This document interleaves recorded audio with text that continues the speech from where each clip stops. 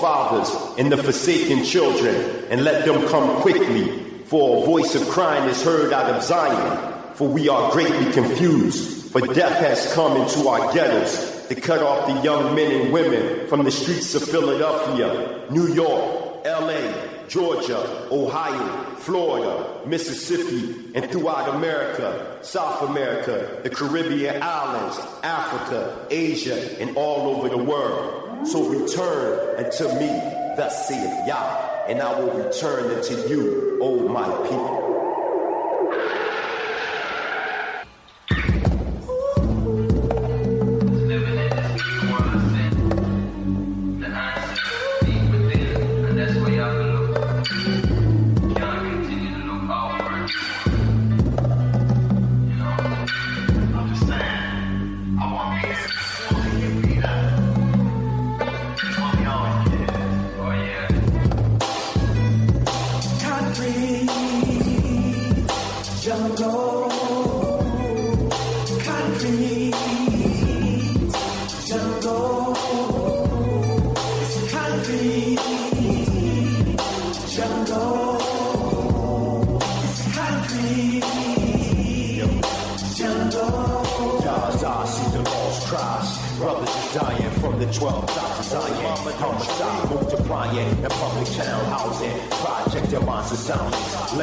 Took the slaughter for sacrificial violence. Change our cracky council. Holy Malik at the birth camp. Friends fulfill the words of the prophets. Our cities we curse with guns, crack holes and fools with plots. Intoxicated thoughts with the sickness of poverty.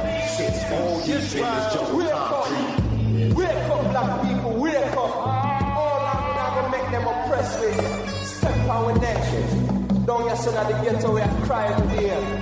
We have to get up, stand up, return back to the true trend, to the more side, everlasting. This out, fire, I go on them. This out, fire, I go face them. This out, fire, I go on them. Fire, I go on them. Fire, church, fire. You know, yeah. The mighty lions from Zion ignite flammable iron, tossing fire, leaving Babylon trying to escape is futile. Ooh, child, this country jungle is too wild. That's why we got more than two styles. To adapt in the situation is crucial. And though the road is rocky, I'm ready to try the next mile to bring sight to the blind man and sound to the deaf child. We will survive in this country wilderness. Swimming through the waters of Babylon like a rebel fish. Junglist, specialist, predator and survivalist. Spitting heaven's fire from his lips. Burning slave driver. All I see is confusion. All I see is confusion. Welcome, listeners,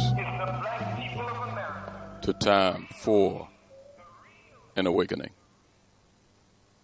on Black Talk Radio Network, new media for the new millennia. This is a history and current events program from a cultural perspective. We find this program necessary because Hosea 4:6 states, "My people are destroyed for the lack of knowledge." But we as a people can turn this around. Proverbs 4:7 states, "Wisdom is the principal thing. Therefore get wisdom. And with all that get an understanding." Again, welcome to the program this evening with your host, Brother Elliott, and Brother Richard is joining us. The numbers to reach us to join the conversation this evening is 215-490-9832. That's 215-490-9832. We're streaming live at 4 locations. You can go to timefораwakening.com. That's timefораwakening.com and listen to the live stream. You can go to www.blacktalkradionetwork.com/Time for an Awakening and listen to the live stream. You can also hit us up on YouTube at Black Talk Radio Network and hear the live stream there. Or you can go to TuneIn If you have Android or iPhone or whatever, TuneIn is a free app. You can download it to any of your devices, your desktop, your laptop, your tablet, your iPhone, and TuneIn is a free app. And in the search engine, just type in Time for an Awakening, and there you can hear the live stream, and you can even stream it into your car. That's Time for Awakening live stream at 4 different locations. Drop us an email at timeforanawakening@gmail.com. That's timeforanawakening@gmail.com. You can also hit us up on the Time for Awakening Facebook fan page. In that search engine, just type in Time for an Awakening radio program, and there you always see interesting content being posted daily. And when you leave that page, just hit that like button. That's Time for an Awakening radio program with the fan page on Facebook. And Time for Awakening Media has been launched. In your address bar, just type in timeforanawakening.com. That's timeforanawakening.com. It'll take you straight to Time for an Awakening Media. There you'll see more interesting articles, blogs, podcasts of the programs that you can download, listen to at later times, or share with your friends. So make that one of your favorites and put that in your address bar. That's timeforanawakening.com. Timeforanawakening.com will take you straight to Time for an Awakening Media. Tonight, we're scheduled to have a special guest join us. Professor of Linguistics and Research Fellow at the Institute of African Studies at the University of Ghana, Dr. Obadele Kambon, is scheduled to join us this evening with some interesting dialogue in reference to divesting, black folks divesting from the United States, especially after some of the things that have went on recently, the election of Donald Trump, and members of the alt-right movement and white nationalists being selected to key positions in his cabinet. Is it time, or is it better served for black people to start divesting from the United States? Let's talk about that conversation with our special guest that is scheduled to join us from over at the continent. It's late, very late there. In fact, it's early in the morning, but I think he'll still be joining us. And we'll find out after we come back, after a brief word from our sponsors. Mr. Moderator, our distinguished guests, brothers and sisters, our friends and our enemies.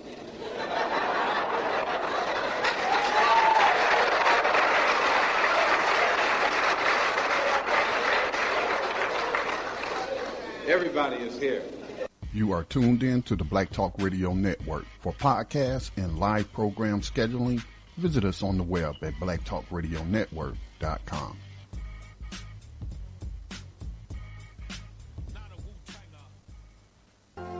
All Insurance Incorporated, an African-American owned and operated insurance agency in business for over 20 years, located at 231 Southeastern Road in Glenside, PA, with other offices in Germantown and West Philadelphia. Call now for commercial insurance quotes, homeowners insurance quotes, automobile insurance quotes, notary and tax services, representing over 15 major A-rated insurance companies, offering a discount on all notary services when you call in for a free quote. Call this number, 215-885-2444. That number is 215-885-2444. 215-885-2444. All Insurance Incorporated.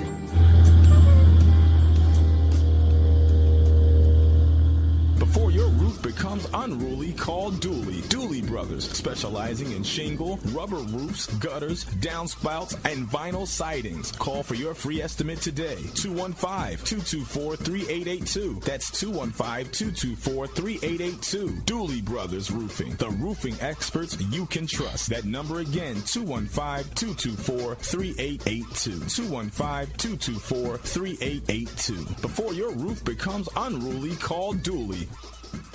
Antiquity to the present, our people need to develop a new paradigm. It's time for an awakening. Sundays, 7 p.m., with your hosts, Elliot and Reggie.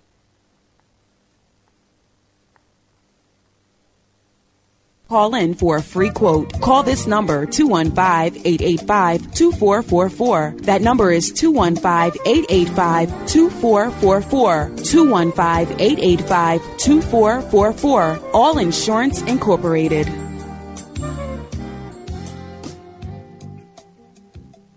Before your roof becomes unruly, call Dooley. Dooley Brothers, specializing in shingle, rubber roofs, gutters, downspouts, and vinyl sidings. Call for your free estimate today. 215-224-3882. That's 215-224-3882. Dooley Brothers Roofing, the roofing experts you can trust. That number again, 215-224-3882.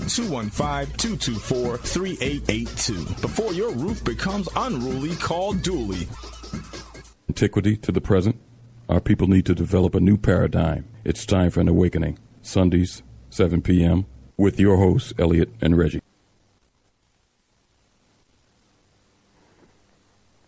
Time for an awakening. Sundays, 7 p.m., with your hosts, Elliot and Reggie.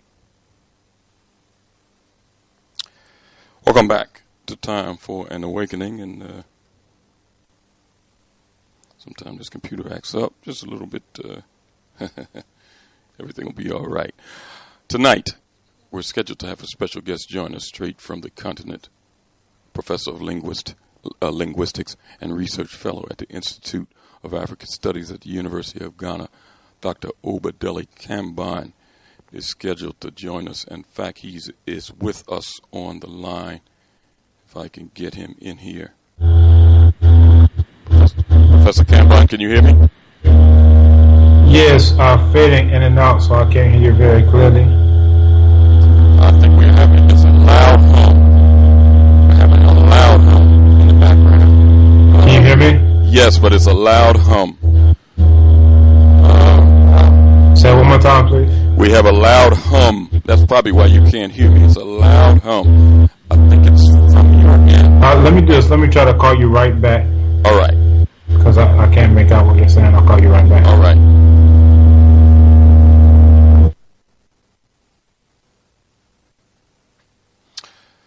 Yeah, sometimes we have that little snafu there when we try to reach our guests that are calling in internationally.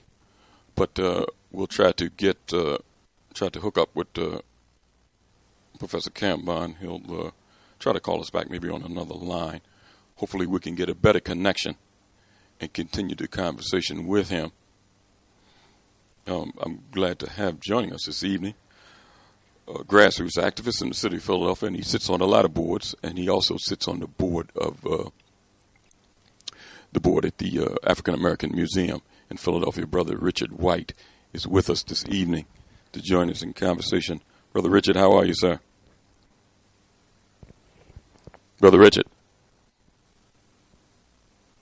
Can you hear me, Brother Richard?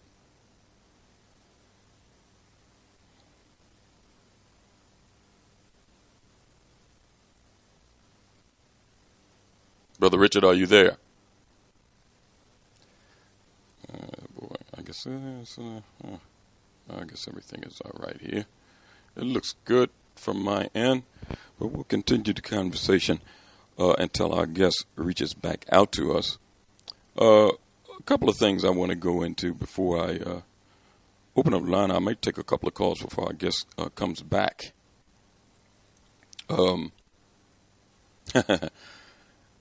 It's always some things that bug you during the course of the week that kind of gets under your skin. Let me say this to our listening audience. I have a business where I deal with the public. Been doing it now for over 20 years. 25 years to be exact. Barbershop. Cutting hair. Let me reach back to our guest and see if we can get him now. Yep. Professor Kambon, can you hear me? Okay. Yes, I'm here. Can you hear me? I can hear you great now. It's okay, just great. It's a little echo. You might have something up in the background, a volume or something, because I hear myself. I don't hear myself now, but I did a second ago. Okay, I have my headphones in. I'm actually calling you from my phone now instead of my laptop. Great. I don't get the feedback. That sounds great. We're hitting on all cylinders now. I want to thank you for being with us this evening. Professor Kambon, you're joined on Time for Awakening with Brother Richard White. He's a grassroots activist in the city of Philadelphia, Pennsylvania, and also sits on the board of African American Museum in Philadelphia. Brother Richard, are you with us? Brother Ellie, can you hear me? I can hear you now. Okay. Yes, I am. And welcome, Professor Kambon.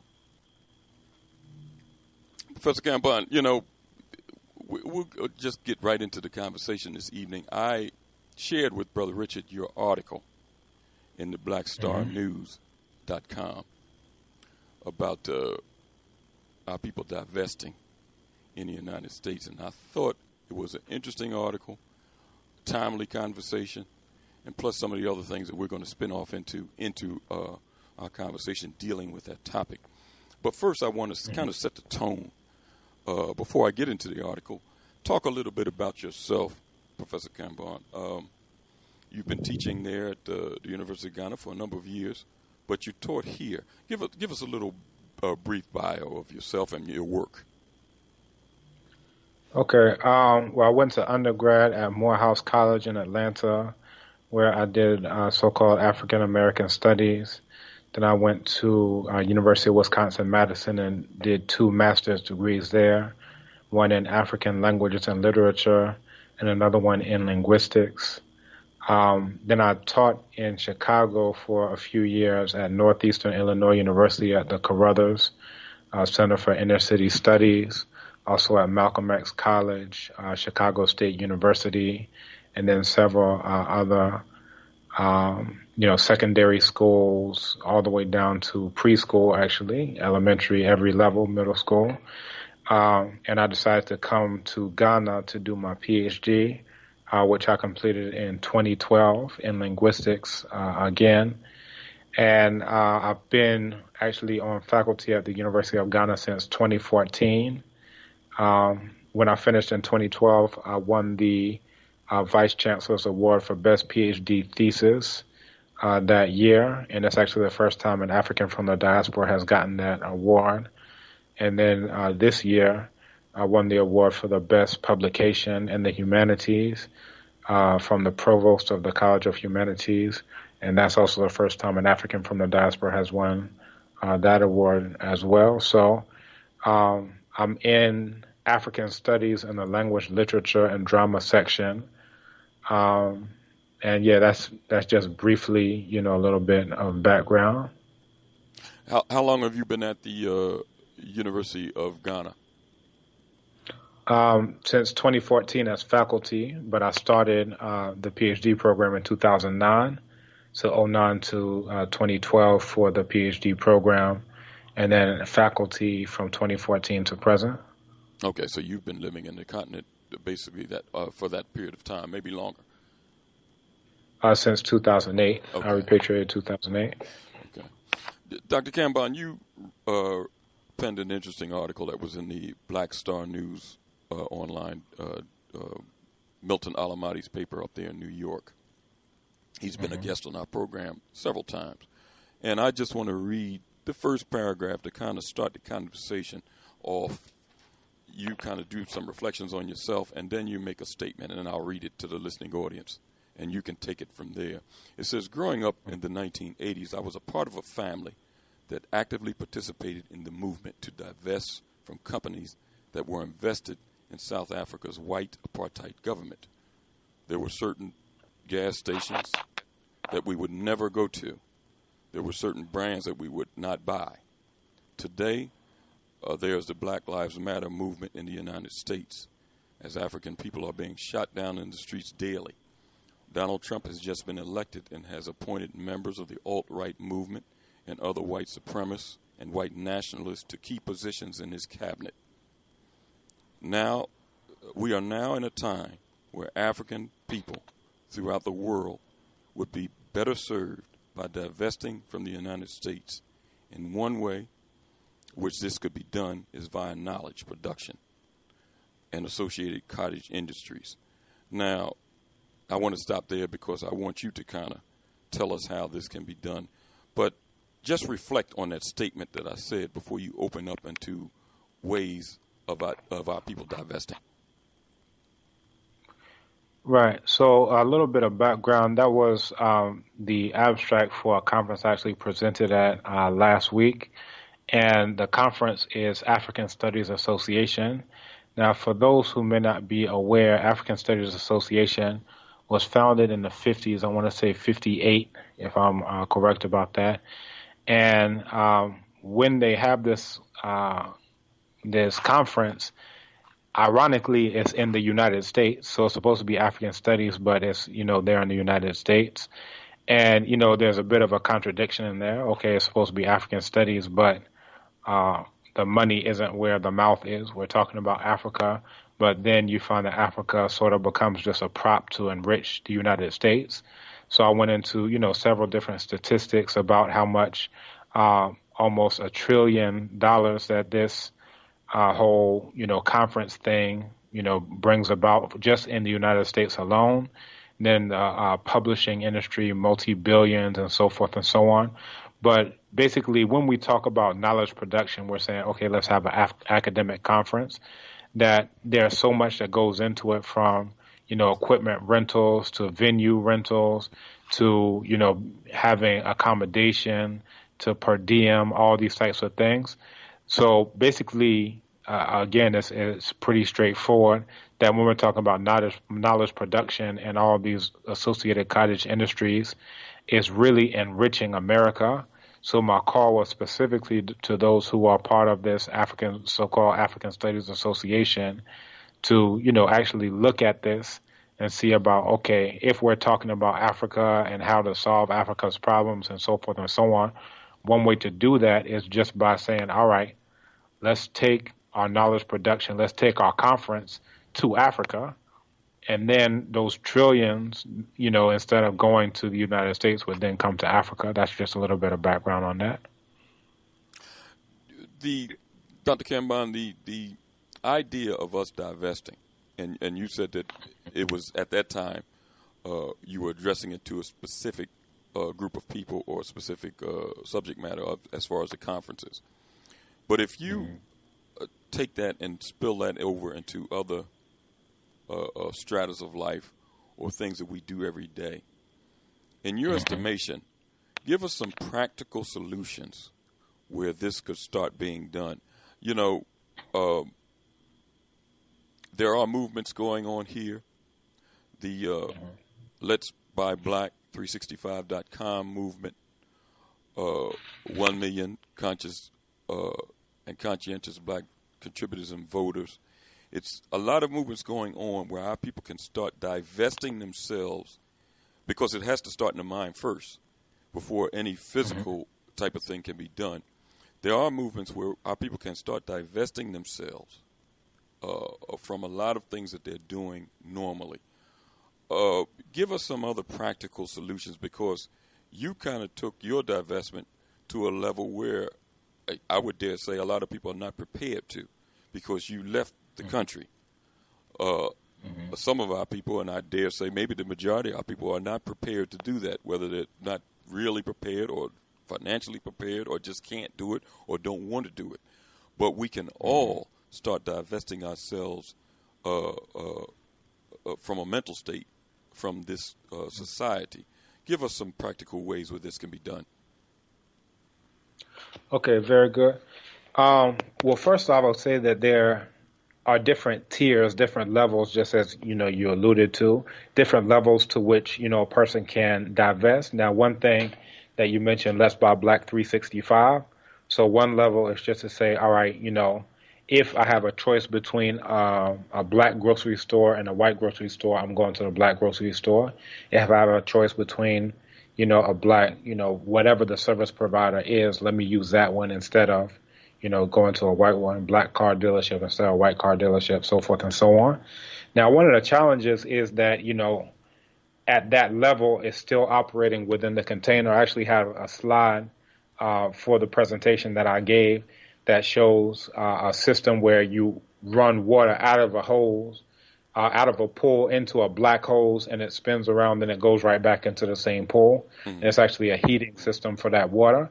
And the challenge with that level is, all right, it's good that we're able to pull it out of the pool, but eventually it goes back into the same pool. So, you have your mortgage, you have all these things. And basically one of the points that I made is that, oftentimes when you talk about Black Lives Matter, when you talk about whatever, okay, let's say you're going to have a march, okay, and this is a point that the late, great Dr. John Henry Clark made with the Million Man March. He said, all right, so you're going to do a march, but how many shoes is that million men going to be wearing, all right? And he said, okay, where are they going to sleep? So basically, even when you're trying to fight against the system, you are enriching the system even in doing it. And it comes down to the point that we have to realize, okay, we don't like our black men and women getting shot in the street, but every single time we go to the grocery store, we are buying the bullets for the police. I hope you understand it. Okay. Every single time that we pay our mortgage or pay our taxes or do whatever, we're buying the bullets, we're buying the guns, we're buying the police cars. That money doesn't just pop out of thin air. It's via our support of this wicked white world terror domination, this criminal government on stolen land. So even as I was speaking to that conference I was streaming in, they were in Washington, D.C. Now, there were indigenous people called the Piscataway people who that land that they're having a conference on belongs to. So they are having a conference literally on stolen land, and they're streaming to somebody whose ancestors were stolen.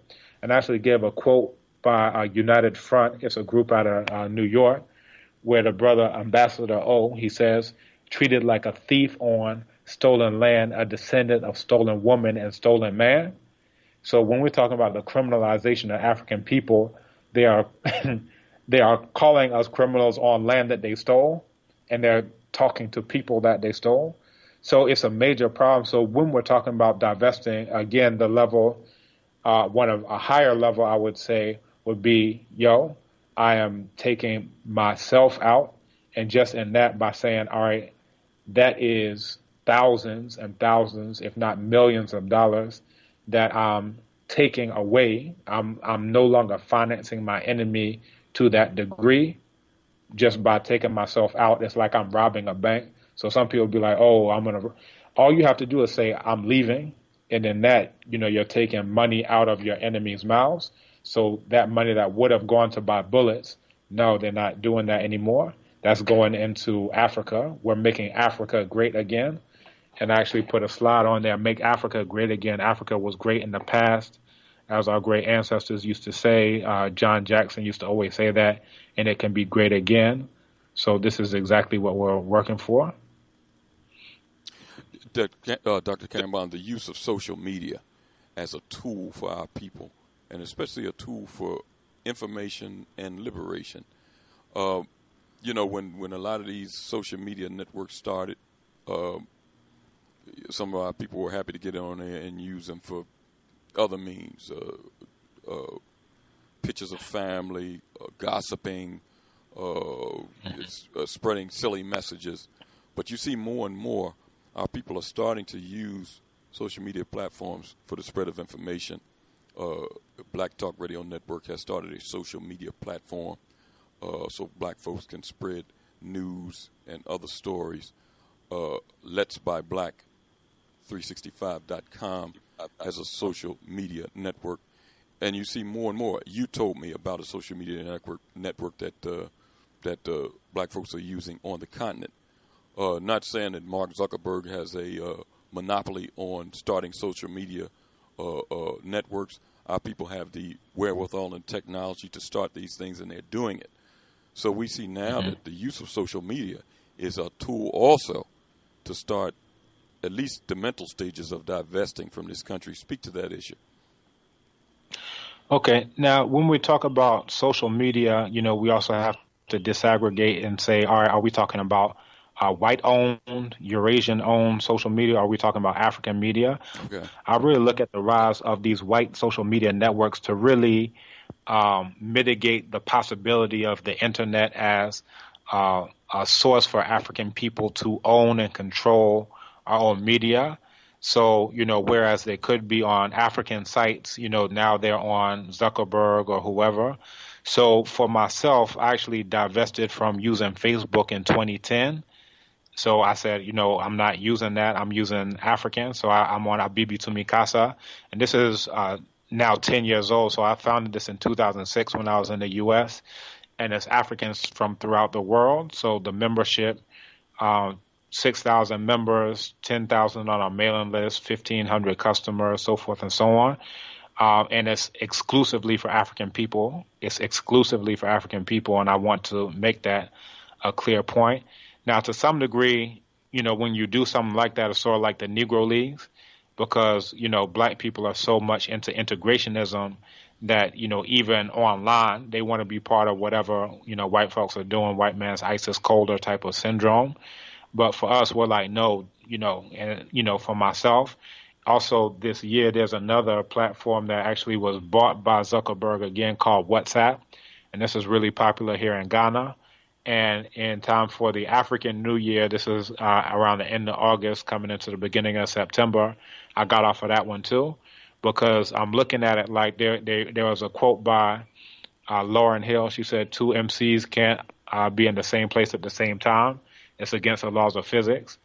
And you look at this like, you can't be in two places at the same time. Either you're putting your time, your energy, your resources into supporting these white social media, or you're doing it for African people. So, I made a decision that I'm not socializing with anyone on any non-African owned social media. So even if I upload a video, you better be on a Bibi Tumikasa if you want to actually discuss this thing with me. If you are on your deathbed dying and you want to send me a message on this white social media, guess what? You're not going to make it, because I'm not interacting with people on white on social media. So it's just a role that I have for myself. And again, supporting the African ones. So Let's Buy Black is out there. So I when I did that talk, I actually posted it up to Let's Buy Black. It automatically has an RSS feed, so it goes straight into our Bibi Tumikasa. And this is an ongoing discussion that we're having. Now, our Bibi Tumikasa, it translates to Black Power language. And part of the idea, it came from different places, but one part of it was Dr. Khalid Muhammad. He gave a talk at my parents' bookstore and cultural center in North Carolina. And in it, at the end of it, I was like, that's very powerful, but how come anytime we discuss African liberation, we're doing it in European or Eurasian languages? We should be able to discuss African liberation in African languages. So, that's Bibi Tumikasa is also a platform where we do that. We have various African languages represented, and then all the various areas of human activity. So, just to bring it full circle, to come back to where we started, when we're talking about social media, I would also say, we need to divest, and there are different levels to it, from supporting these white folks on social media, because again, we're saying we don't like how they are killing our people, but then we're saying, all right, I'm not going to support the black social media, I'm going to go support the white social media. It's a contradiction, it's hypocrisy on multiple levels. So the degree to which we can lessen that hypocrisy. Dr. Kambon?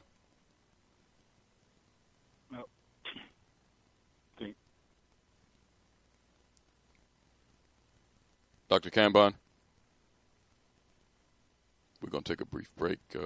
And sometimes when we have an international guest, we lose them. Or, we'll take a brief break, and when we come back, hopefully we can have him rejoin us. We're in conversation tonight with our guest, Professor of Linguistics and research fellow at the Institute of African Studies at the University of Ghana, Dr. Obadeli Kambon is with us. We'll be right back.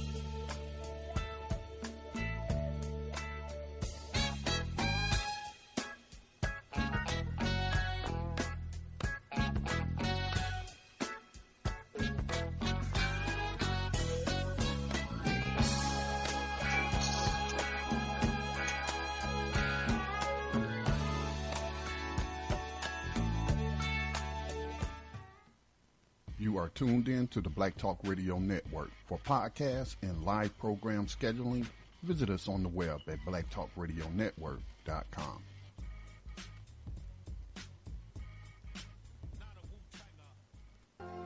All Insurance Incorporated, an African-American owned and operated insurance agency and business for over 20 years, located at 231 Southeastern Road in Glenside, PA, with other offices in Germantown and West Philadelphia. Call now for commercial insurance quotes, homeowners insurance quotes, automobile insurance quotes, notary and tax services, representing over 15 major A-rated insurance companies, offering a discount on all notary services when you call in for a free quote. Call this number, 215-885-2444. That number is 215-885-2444. 215-885-2444. All Insurance Incorporated.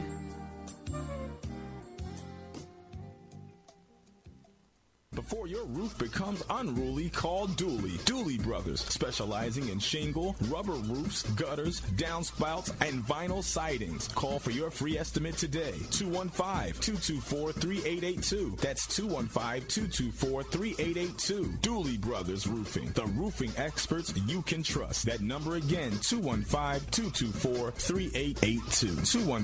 215-224-3882. Before your roof becomes unruly, call Dooley.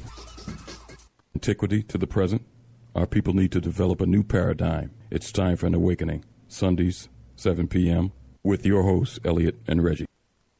Mr. Moderator, our distinguished guests, brothers and sisters, our friends and our enemies.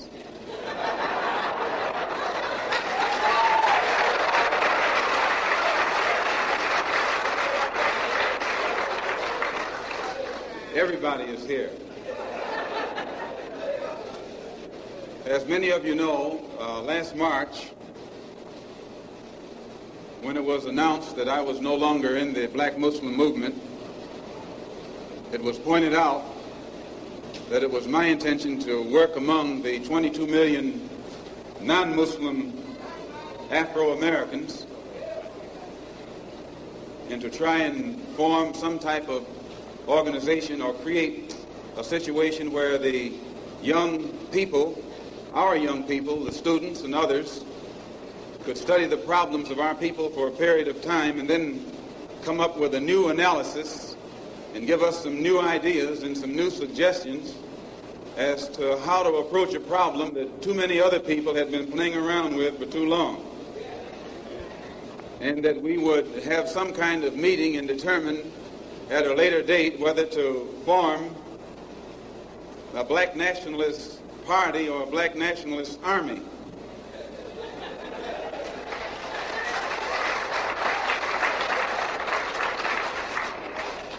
There have been many of our people across the country from all walks of life who have taken it upon themselves to try and pool their ideas and to come up with some kind of solution to the problem that confronts all of our people. And tonight we are here to try and get an understanding of what it is they've come up with. The economic philosophy of black nationalism only means that we should own and operate and control the economy of our community. You would never find, you can't open up a black store in a white community. White men won't even patronize you. And he's not wrong. He got sense enough to look out for himself. And it's you who don't have sense enough to look out for yourself.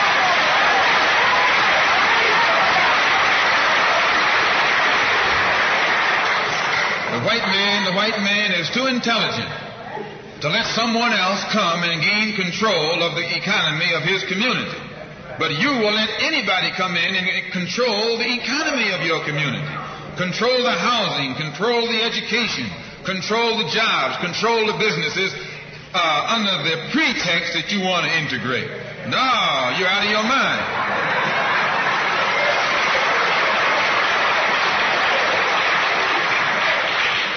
The economic philosophy of black nationalism only means that we have to become involved in a program of re-education to educate our people into the importance of knowing that when you spend your dollar out of the community in which you live, The community in which you spend your money becomes richer and richer. The community out of which you take your money becomes poorer and poorer. And because these Negroes who have been misled and misguided are breaking their necks to take their money and spend it with the man is becoming richer and richer, and you're becoming poorer and poorer. And then what happens? The community in which you live becomes a slum. It becomes a ghetto. The conditions become run down. And then you have the audacity to complain about poor housing in a run-down community. Why, you run it down yourself when you take your dollar around. Welcome back to Time for an Awakening, and hopefully we have our guest back, Professor of Linguistics and Research Fellow at the Institute of African Studies at the University of Ghana, Dr. Obadeli Kambon, is joining us in conversation this evening. Dr. Kambon, did we get you back? Yes, I'm here if you can hear me. Great. You know, sometimes it happens this way with international calls. The calls drop, and then we have to get them back, but I'm glad that we were able to kind of reconnect. You know, you were saying some things just before we broke off, but let me get Brother Richard involved in the conversation. Brother Richard. Yes, Elliot. And once again, thank you, Professor Kambon.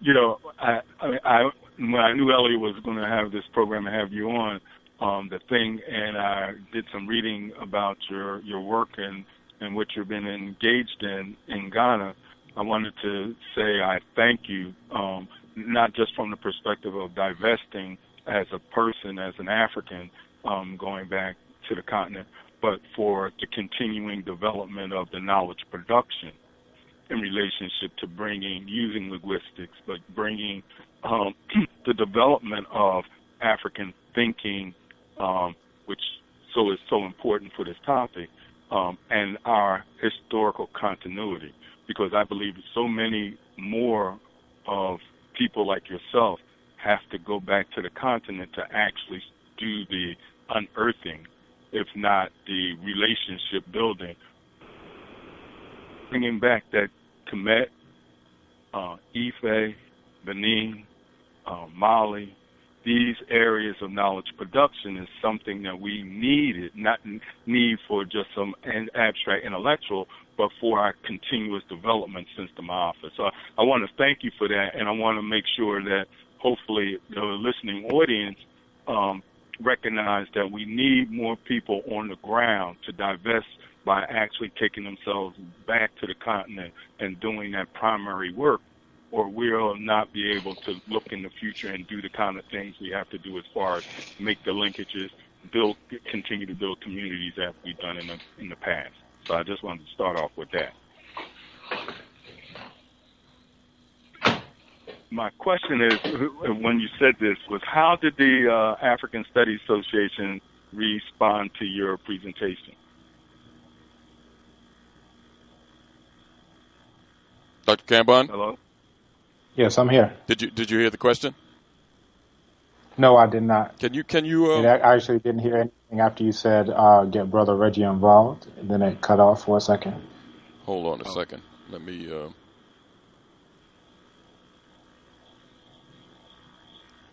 Richard. Yeah. Can you hear me now? Can you hear Brother? Can you hear Brother Richard, Dr. Kambon? No, I cannot. You know what?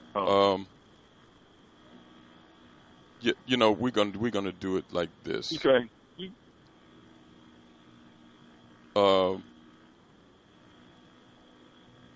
You know what?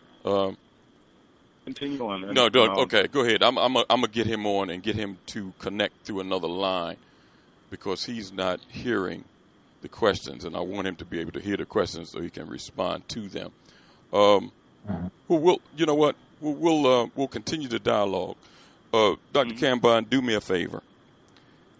Call up at 215-490-9832, and I think you'll be able to hear the comments and to hear the questions and be able to talk to some of our listening audience. Because the Skype line, for some reason, you're not able to hear anyone but myself. Okay. So if you don't, so I'll do that. Yes, 215-490-9832, and we can get some of the callers involved with dialogue with you. All right, so I'll call back on that line. All right. Okay. Brother Richard. Yes. Yeah, was as I was saying, it's like really important that people like Dr. Kambon, other students who become professors and scientists actually go back to the continent. I'm kind of focused on this knowledge production piece because it's so critical to the development of our worldview as Africans in the diaspora. Yeah, that was an interesting question, and I'd love to hear his response to it. He's going to give us a call back and reach out to us. Okay, I'm on the line now. Oh, okay, great. Brother Richard, ask Dr. Kambon. Yeah. Go ahead. Say what you. Yeah, I just wanted to first, though, Dr. Kambon, to thank you for actually going back on the continent. I done said this 3 times now, but you don't know, as I look at the literature and as what Africans are doing, I just see very few Africans going back to the continent in the areas of, as yourself, linguistics or anthropology or archaeology or genetics. And it just, I see so many Europeans, even from all over the world, but particularly from America, coming and kind of taking that knowledge base. So if we don't get on the ground like you're doing and divesting yourself, and not only divesting, but then advocating how other Africans should be doing this in our diaspora, we'll never be able to continue the project of African knowledge production.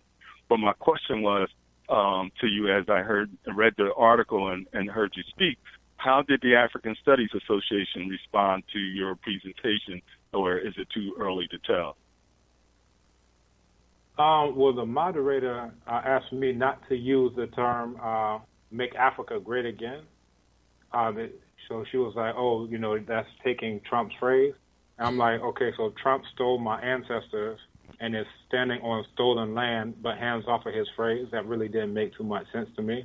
And you're talking to someone whose ancestors were stolen, and you're saying don't take his phrase. But again, I think it also speaks to a lack of knowledge, just in terms of our own African scholars. So this is something that, again, I mentioned John Jackson. So he would always close off his lectures by saying, we've done it once, we can do it again. We were great once, we can be great again. And, if you don't have any background just in terms of knowing real African-centered scholars, not these, folks who are out there doing whatever they're doing, then, first off, and matter of fact, we had a question from a sister out of Cameroon who was like, "Oh, Africa has never been great. I don't know how great Africa has ever been because this leader in Cameroon did such and such, and this leader did such and such." And really, it speaks to the abject ignorance. There's supposed to be an association, African Studies Association, and they don't know anything about Africa. So all they know is that, okay, history starts from when Europeans first set their foot on the continent. So then they start their clock from there, which is, a very ahistorical, amnesiatic type of historiography. So, if you don't know anything beyond what your enemies have told you, then, it's basically like a up from slavery narrative, like we're going to start our history from there. But, again, this is why there's a quote from the late Jacob Carruthers, Dr. Jacob Carruthers, where he said, African champions must break the chain that links African ideas to European ones and listen to the voice of the ancestors without European interpreters. Now, the way to do that is by going back to what our African ancestors said, so we can study Medu Neter and just read what our ancestors said. And again, if we want to know, something great, all right, well, let's get these Eurasian interpreters out of the way and just go straight, direct, and read the words of our ancestors. So these are some of the options that we have. But yeah, that was some of the reaction. One, don't use that phrase because it's similar to a phrase used by Donald Trump. And then two, they don't think Africa was ever great because they don't know anything. So, and really, anytime somebody opens their mouth, they're not telling you so much about the world. They're telling you about what they know or what they don't know. They're telling you about their knowledge and their ignorance, and they're really displayed an abject ignorance of, so many things in terms of what Africa is. And that community is so old and trying to propagate itself and be close, and that's why I'm really thankful for your work and what you're doing. It brings that I don't remember the total poem, but it was a poem Elder gave me one time that said, "Who will restore Ife to her lost estate?" And that's what we're seems that we're engaged in. When you opened up, you said so-called African American studies. I was curious, why you say so-called?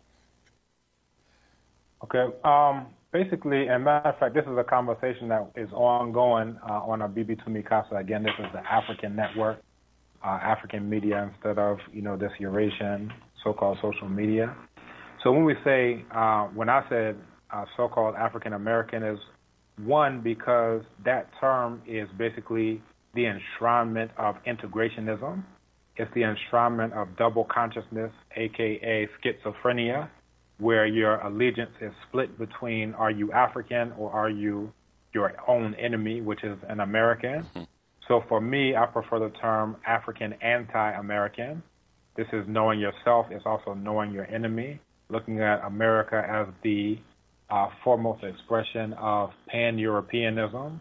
You got some Germans in there. You got some, Anglo-Saxons. You got all these, Eurasian enemies of African people there. So one, for myself, I was born with an African name, Abadele Kambon. I've never had any type of European name. That's one. So imagine myself going to name myself after Amerigo Vespucci. This is psychotic. This is insane. But again, schizophrenia is a type of insanity. And when you look at, a split in someone's consciousness, this is where they aren't sure of, all right, am I myself or am I my enemy? And to say African American is basically legitimizing this strand of integrationism, looking for a place underneath the table to catch the crumbs that come out. And then this also comes back to the point of divestment, that, a lot of folks who are there in the U.S., and not going anywhere else, to some degree it's, okay, I don't know anything else, this is all I know.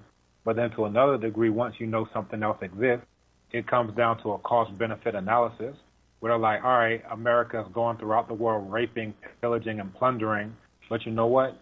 I can get some benefits from that. I can get some crumbs that fall off the table, so I can, get smooth roads to drive on. I can get a steady supply of electricity. I can go into the grocery store and get whatever I want. So, it's kind of okay as long as, I get my cut, as long as I get my percentage of these pilfered goods, as these ill-gotten gains.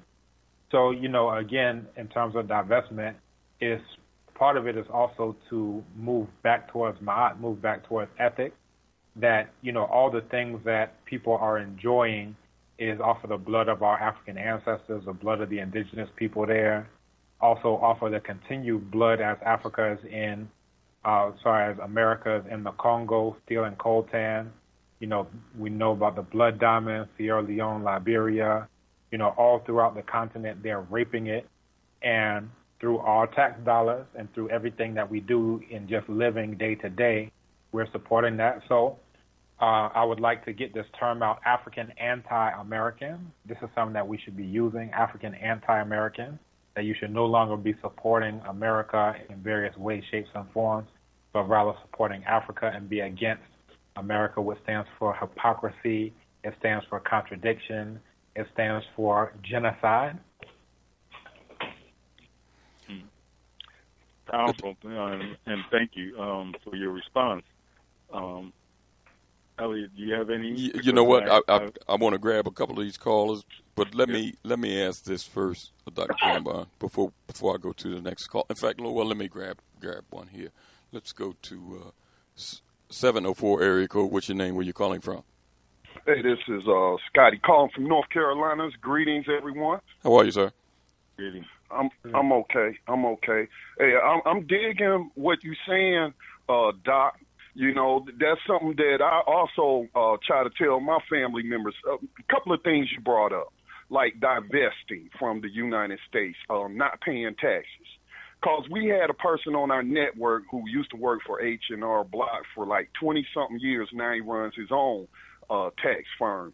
And the purpose of his program was to tell black people how to take advantage of the tax laws just like Donald Trump does, just like rich, wealthy people, saying that you don't have to be a billionaire to take advantage of these tax laws.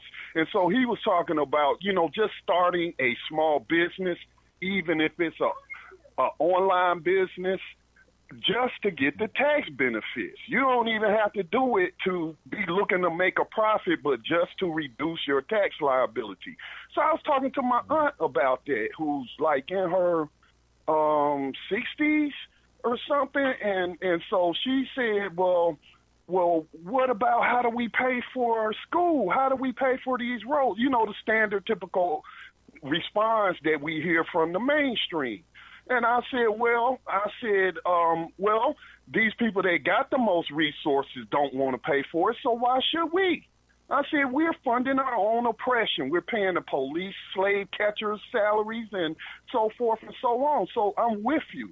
It's just going to take, I think, a deprogramming effort, because our people have been programmed with so much propaganda and to think of themselves as an Americans and what have you. So, and then the other thing that I talk about, I when I was in my 20s, well, when I turned 20, I had joined the United States military to get college money. But it was while I was in the military that I read Malcolm X's book, and that was the start of my real awakening. So I eventually got out, and I forbid my daughters. You know, they could have went in if they wanted to, but I gave them good reasons on why not to go into the military like I did. I told them I was ignorant, I was young, and I didn't know any better. But now I see my role in spreading white supremacy globally as a military, as a member of the U.S. military. So they started thinking about it like that, and they did not go into the military. And that's not something that I'm hearing from anybody with a mic, you know, in the mainstream media. Why do we keep sending our kids off to spread white supremacy through the United States military? And because I'm looking at white people in the United States, their death rates are below is higher than their birth rates.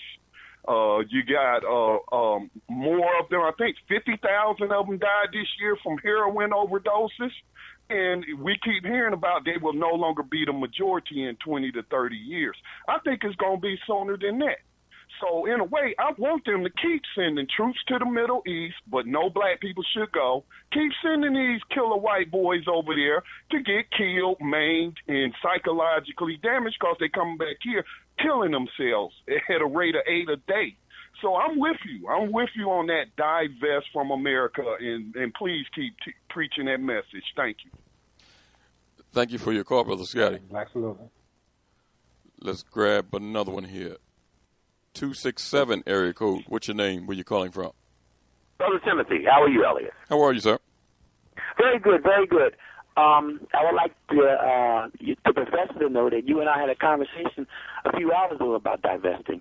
And I like your caller here, the professor, because he's like me. I went to HBCU, Lincoln University. He went to Morehouse. And our sister school was Spelman, and Morehouse's sister school was Bennett. But my point is that in those days, the Lincoln taught me a lot at the HBCU, because there, very early, I became more and more conscious of my blackness. I went to school with Malcolm X's daughter. I went to school with Dick Gregory's daughter. I went to school with Bill Noble's son. And Bill Noble would come to and show us put us on Malcolm.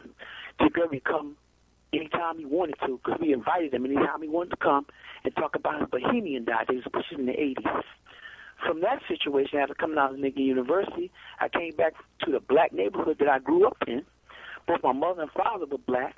At that point, when you and I talked earlier about, my barber was black. My neighborhood was black. The stores that I went to up and down South Street were black. My woman is black. And in saying that, me wanting to invest in my own community with all this black knowledge and black thought that I learned from black people in and out of the community, in and out of jail, all around the world, because I went with people in Lincoln University all around the world. As you know, Kwame Nkrumah and Sikwe, Kwame Nkrumah, went to Lincoln University, and they themselves went back to their community and built black. But my point was, is what I learned from Lincoln University is bringing back what you know to your black community. I ran for office twice, 3 times in the black community. My whole idea was in Congress for running in this office in South Philadelphia, which expanded certain parts of North Philly and West Philly was because the former congressman had left and went to Italy. He was white. And he was a congressman over a 68% black district. So my thing was is that I want to jump up and I want to represent my community, which is black. That was the whole idea. Now, here it goes. Black people don't support each other like they supposed to. Unfortunately, a white person became the congressman of a black community. Okay, I'm not going to stop there. I said I'm going to go from the Congress to state rep. So I ran for state rep twice. And I was fortunate enough to come across a very wise man. Unfortunately, he was deceased. And I rented his campaign office. The whole idea for me renting his office, he was black. If I would have ran the seat, okay, it would have been a black office. The study group that I meet with on the weekends was black, okay? And I was going to be a black politician who represented the black community and a black heaven. I wanted black schools, black medical centers, and everything, black recreation centers. And with that, I believe that's our heaven on earth. So, but you got to watch out for it because this black community I invested in, I bought 2 homes, and buying those 2 homes, the people who put my heater in was black. My plumber's black. I helped paint my house with another painter who was black. But the other thing, my brother, I want you to know this. The inner black community that I'm at, which is so rich, and everything that it has close to Center City, close to everything else, good for transportation, guess what? It's becoming whiter and whiter every day. I wish everybody saw it black in its black community and kept it black and kept it up. Because it's a beautiful community. It's so nice that everybody, non-black, wants to come in it. So how do you deal with trying to keep your community black, doing black things, and keeping it black when you got to fight black people who don't want to be black and keep up your thought process of being black and being proud of being black? I'd like to have your response on that. Mm-hmm. Yeah, I think it was good for us to have everything black, black, black. I think the other part, and, you know, I gave, again, an analogy looking at a swimming pool, that, you know, what we're talking about to some degree is, all right, let's, you know, pull water out of the pool, then run it right back in the pool. But at some point in time, we have to talk about draining the pool, and actually use the cover of the New Yorker that shows Donald Trump at that time doing a belly flop into a pool. I'm like, what we're talking about at this stage in terms of divesting isn't just, you know, let's, you know, support black that's here in the U.S. and support blacks here, because it's still in the same white pool. At some point in time, we have to talk about draining this pool. And once you drain it, you know, where is it going? It needs to be going to Africa. It needs to be making Africa great again. There's a quote from Malcolm X where he says, until Africa is a world power, no African anywhere in the world will be respected. And this is exactly what we see. So we see African people getting shot down in the U.S., in Brazil, in the U.K., burned alive in Germany, beaten and killed in India, all over the world, because Africa is not a world power. Now, you don't do that to people who have nuclear weapons, you understand? So once you're able to actually have, you know, some backup, then you'll say, okay, you know, we need to back up off of this guy, you know, when the police are pulling somebody over. This is something my father often says. He says, you know, if they pull over a so-called Jew, you know, they see the state of Israel behind him. They pull over a so-called Italian, whatever, they see the mafia behind him. But they pull over a brother, they're like, oh, you don't have any backup. So we could do whatever we want to you, and, you know, you can't do anything. So, you know, again, I think that, again, there's different levels, and I think that that's a good level. it's definitely better than saying, let me get a white painter and a white whatever, blah, blah, blah. But at some point in time, when you are doing all of these things within this context, you have to say, we have to drain this pool. We have to suck this thing dry and prevent, us from just saying, all right, let's just shift the dollar from the right hand to the left hand, and both of those hands are being used to buy guns to shoot African people. So we have to me, take it to another level. Divestment is on different levels. And, there's one thing that we do. A matter of fact, next year, we're taking a group to Ghana, and the goal is for people to repatriate, to invest in this Sankofa journey. So you can look that up, sankofajourney.com, SANKOFAJOURNEY, sankofajourney.com. And what that is, we're actually doing an orientation for people to get familiarized with Africa, see what it's like, see how they can invest, talk to other Africans who have done that, other Africans who are repatriated, who've learned the language and so forth and so on.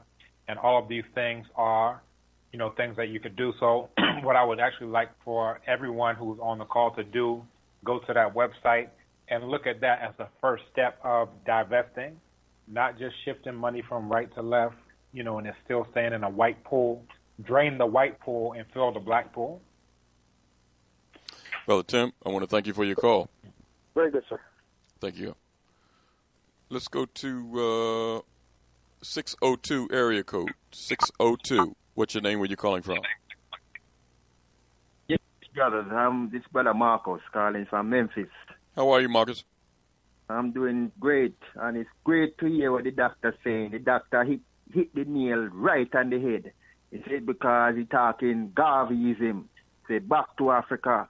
The Africans in America, we have the capital, we have the technical ability to help develop Africa. Africa has the natural resources and the labor, and we should marry the two, And I like what the doctor said. He said, Garvey have a saying. He said, Africa for the Africans, those at home and those abroad. So the Africans who don't want to leave America, that's no problem. You could be our eyes here in America, and we be your eyes in Africa, and we trade. See, we develop trade with each other because we know a lot of our people don't want to leave, but we still can work together and develop trade with each other. And the doctor, you are so correct. I am with you 1,000%. And if we take this avenue, we'll move ahead in light years. I thank you, and I'll hang up and listen. Marcus, as always, thank you for your call, man. You're welcome, brothers. Dr. Kambon, go ahead. Yeah, and I want to share, on the same ideas that a lot of it comes down to this issue of identity. So, let's backtrack to the term African American. There's a proverb that says when you inherit a name, you must adopt its affairs. So once you accept, okay, well, I'm an African American, the way English works is that means that you're a type of American, right? So now, once you accept that, now you will have to say, well, what should an American be doing? According to Dr. John Henry Clark, he says when you accept a name that you are not, you will become what you are not. And there's a very good article by Brother Kwesi Akwamu where he deals with the same issue, and I want to quote it briefly. He says, when Jesse Jackson publicly announced in the 1980s that black people in America were African American, he puts it in quotes, he contributed to the subverting of a struggle in search of a path out of America's shadow. While he was not the first to use such a description, Jackson ushered forth its popular usage, affirming a neo-colonial loyalty to the United States. Of course, the name struggle continues. African American holds ascendancy, though not necessarily because it is best. It reflects in the final analysis the ideological strain integration that has the greatest support from white America. So again, he says, no name exists in a vacuum. The name that Africans in America collectively embrace will certainly express our aspirations, whether wittingly or not. So those who are down with the integrationism, you're not going to get them out of America. They're loving it. They're loving, going to McDonald's and Pizza Hut and all this crap that they're doing. They're loving liking stuff on Facebook, blah, blah, blah. But for those who are more sensible and are interested in the survival of African people, then, we'll say, all right, let's take it to another level. Let's buy black 365. All right, let's take it to another level. Let's repatriate. Let's come to Africa. Let's make Africa great again. So again, just like the last caller said, not everyone's going to come. Cool. So let's have, a plan for them. Let's have them interface with Let's Buy Black 365. For those who are planning on coming, then I would say interface with Abibi Tumikasa. Again, that's Black Power Language. So it's a site that has a section on repatriation. It has sections on language learning. We have a sister who teaches a course in Kiswahili. I teach a course in Chi, which is the main language of Ghana, Yoruba, one of the main languages of Nigeria, and Wolof, one of the main languages of Senegal and Gambia. So, it's beyond just the rhetoric, rah, rah, rah, let's say. No, these are the steps. These are concrete things that you should be doing if you are interested in divesting. Learn the language. You know what I'm saying? We have a course from Chinwezu, the great author, coming up in a couple of months. So all of these things are designed for Africans to say, well, I'm not sure how to do it. When I think of Africa, it's a fog, it's a mist, I don't know what to do. All right, well, this is how to do it. Now, to do that, that means that you're going to have to get your behind up off of Facebook for a second, and liking ridiculous, whatever, and say, let me come to an African think tank, a non-integrationist think tank. We don't allow anything but Africans on this think tank, and they're going to have to deal with that. And now, once you do that, now you can start learning about this is how to do it, this is how to repatriate, this is how to divest, this is how other people who've already divested have done it. We have another brother who has our health forum who just repatriated to Tanzania. So, there was a brother who was like, well, I don't think repatriation is a panacea. I don't think that's, the be-all, end-all, and everything. And I was like, okay, cool. But by the same token, I don't think that financing our enemies is the be-all, and end-all. So if this ain't everything, then that certainly ain't everything. So, let's try to put our intelligence and our resources in paths that we think are more beneficial. It may not be the end solution to everything in the world, but you definitely can't tell me that buying the bullets for the police officer is the end solution, just so that you can live your comfortable life sitting in air conditioning, blah, blah, blah. Dr. Kambon, let me throw something else in here, because I know you have a perspective that a lot of people don't have, being that you taught here, your early life was here, and you're teaching there. One of the main stumbling blocks to me, and this is me personally, that I think our people have is disassociating themselves from European holidays. And I know that you have that same experience with Africans here in the diaspora and Africans on the continent, especially around this time of year. Now, I know that probably in November, I don't think they get into the Thanksgiving like they do here, because that's an American holiday. They might, I don't know. But I know that they bend over backwards and break their neck around this time of year, buying trees and gifts and everything else, eating holiday hams and everything that goes with it.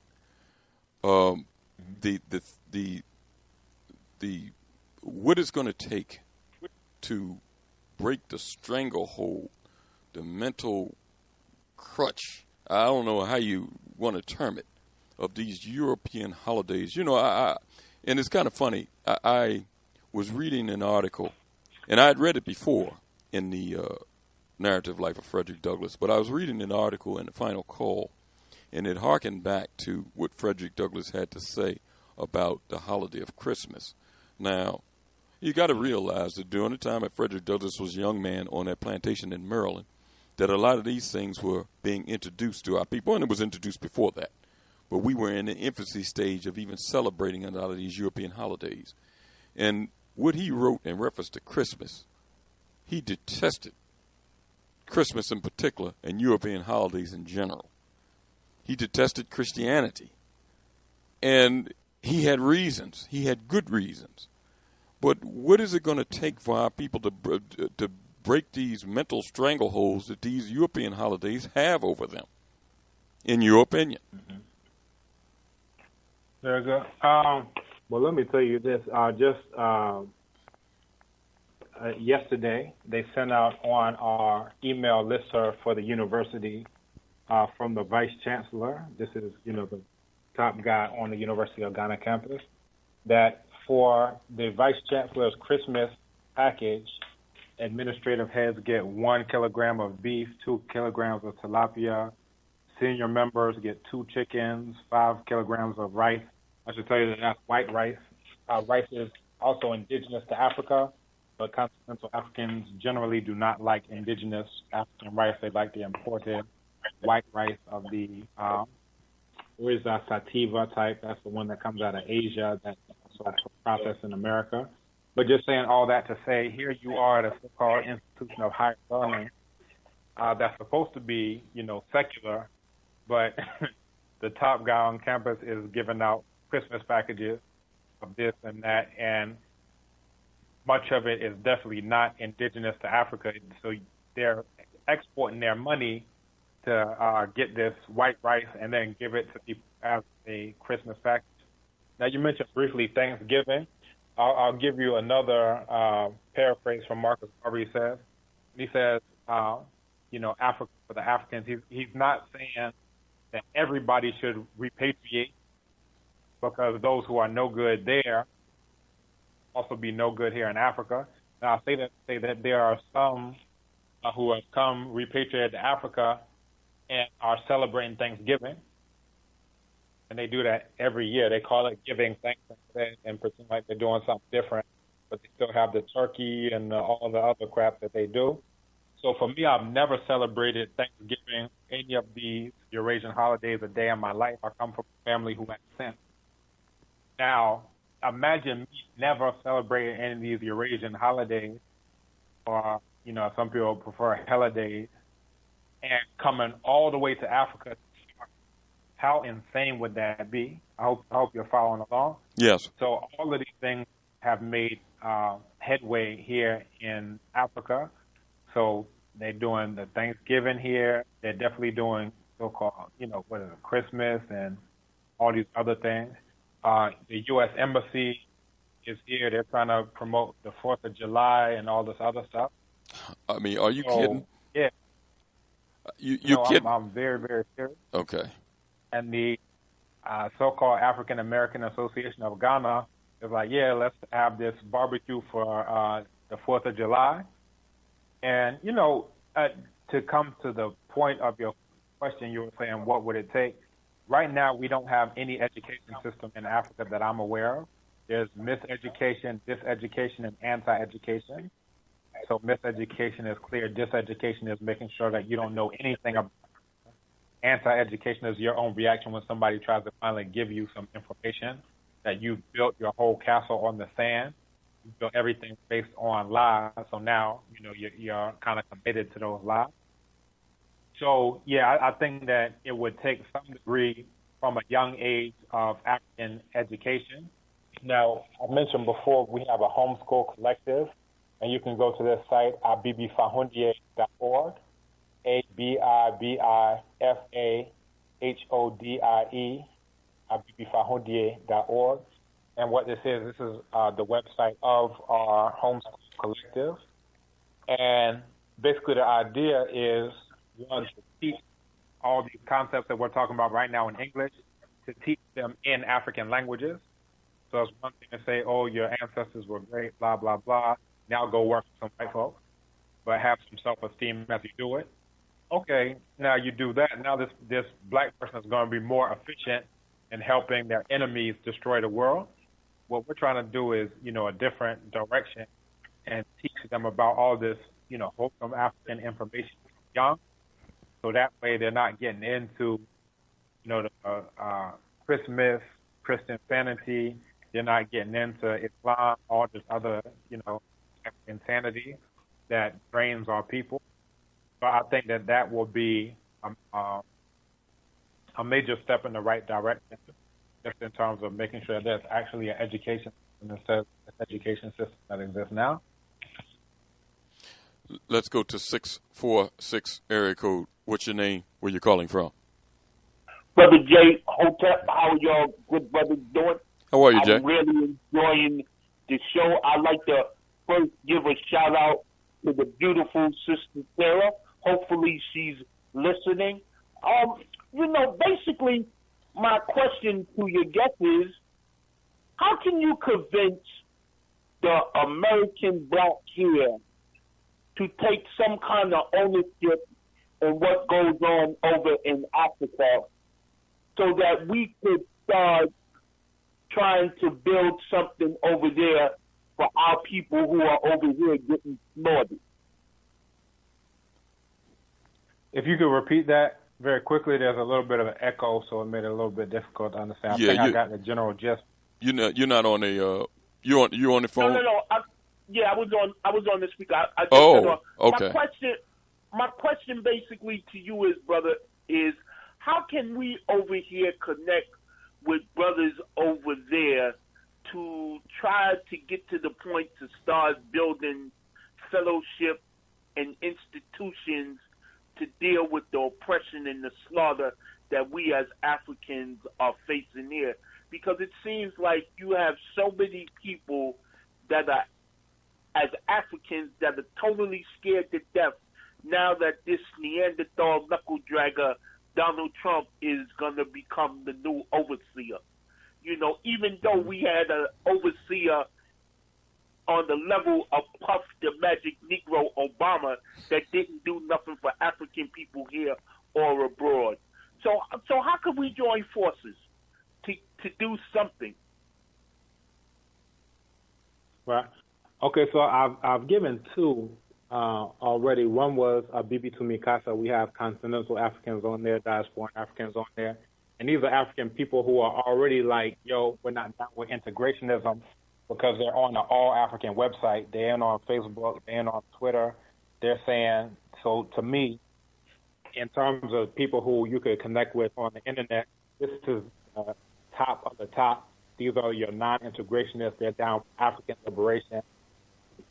So I would say look at that site, Bibi Tumikasa, and start connecting with the real-life African people who are now continental Africans and diasporan Africans. We have those from the Caribbean, the continent, UK, all over the world. That's one. The other part that I mentioned was actually coming to Africa. So I'm in sankofajourney.com, and this is a way where you can actually literally come here, make connections with real-life Africans on the ground, and use that to build.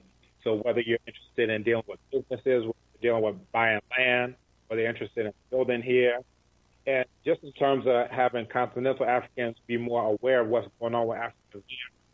We recently I gave two different talks on Black Lives Matter to put it in context, because one thing you find continental Africans are told a lot of boogeyman stories about Africans, specifically in the U.S., that everybody there is a drug dealer.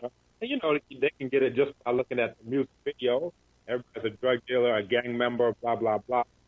And then Africans there get a boogeyman story for continental Africans that, everybody is a warlord, everybody got AIDS, or they, whatever, flies around their eyes, blah, blah, blah.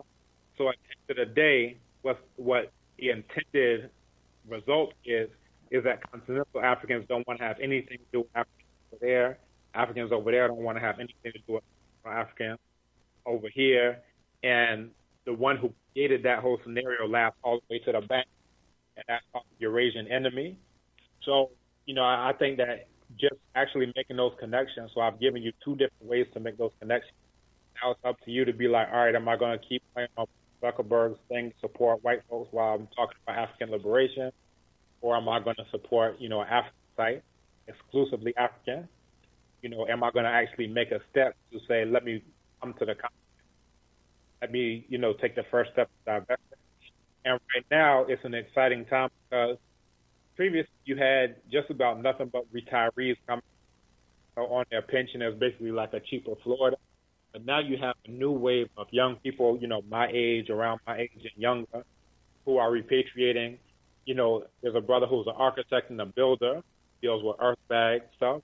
Another brother who deals with solar, wind, alternative energy. It's, people, young brothers and sisters who are coming here with families, and they're build up Africa. They're putting their, most productive years into Africa, as opposed to, spending their whole lives building up the Eurasian criminal organization called America, and then when they're spent, coming here to spend a little bit of pension. So, I think all of these are calls to action. I'm saying get off of Facebook, quit Facebook today, and be on a Bibi to Mikasa. That's my call to action.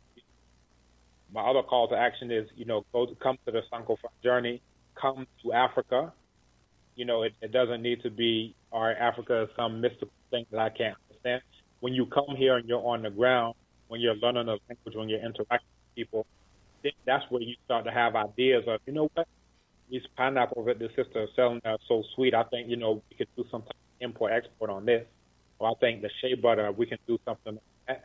That the ideas only start to come when you're on the ground, when you're actually interacting with real-life people. Jay, let me ask you this. Go ahead. Let me ask him a quick question. What do you feel is a comfortable amount of money to be able to live right now in Africa? How much would someone have to have in a monthly income, let's say a retiree or someone like that, to be able to live comfortably in Africa? All right, I'll give you a little bit of my background. So when I decided to repatriate, I said in 1 year I was going to get up $40,000 US. So I was working 18 different jobs, in Chicago, all teaching at different universities, so forth and so on. And by the end of that year, I had gotten up just a little over $30,000. And I said, regardless of that, it's not about a specific amount. I'm leaving, because there are so many people who just get caught up in, I'm trying to get this magic number, and I won't repatriate till I get this magic number, and then they end up never repatriating because they never actually reach that number, because there's always rent to pay, there's always food to eat, there's always, Eurasians to support, bullets to buy for police, blah, blah, blah. So that was my goal, is to start off with, around, what I actually started off with was around 30,000. In terms of a monthly basis, it depends on what country you're in. For Ghana, I would say if you can get anywhere, I would say even $1,000 a month would make you very comfortable here. And you can be on less than that and perhaps be a little bit less comfortable. But yeah, and what you'll find is it's a fraction of what you were, like when I was in Chicago, my rent alone was $1,000 a month. That's before every time I go to the grocery store, that's another $400 down the drain. That's before I'm putting gas in the car. That's before everything else. So, again, you'll find that money goes a lot further. And then also, especially if you can do something on the internet. So this is a way that you can drain that pool, because you can use the internet as, especially you're providing a service. And that's how I put myself through school. I was teaching African languages online. So people were paying me in dollars, and I'm converting into the local currency here called the Ghana cedi. And I was able to, be very comfortable on that. I was able to pay my way through school using that. I met another brother when I was in Ethiopia just last year, who was like, he has a business where he sells a type of dog. This is a brother. He sells a type of dog called a Caucasian Shepherd. And it's basically like a fulfillment type of business. So they just place the order to him, and he just presses a button, and he gets paid off of that. And he doesn't have anything to do with the dogs. He's just, the middleman. And he was like, yeah, white folk, I get all this white folks money because they love this thing called a Caucasian Shepherd just because it has the name Caucasian in it. When you look at it, it looks like, something like a white girl, fur, like, white folks. So anyway, if you can have something online, that's another way, because you're literally taking the money out from America and investing in Africa. And when you do that, somebody otherwise wouldn't have been eating, now they're eating. There's a black-owned car company. They manufacture cars here in Africa. So there's also a black-owned cell phone company who do laptops called RLG. We just got children from the Homeschool Collective this past Friday to go and see this brother who's manufacturing his own cars. And the children are growing up with the idea that, of course, black people have cars. What would they be doing? You know, of course, black people make their own, you know, smartphones and laptops. What else would they be doing? So that's just the norm from the jump for them. Jay, I want to thank you for your call, man. Thank you very much, brother. And before you leave, Jay, let us know. I'm going to get James to go first. to take Brother X from Chicago. Yeah, I guess he'll I'm going to take Brother X.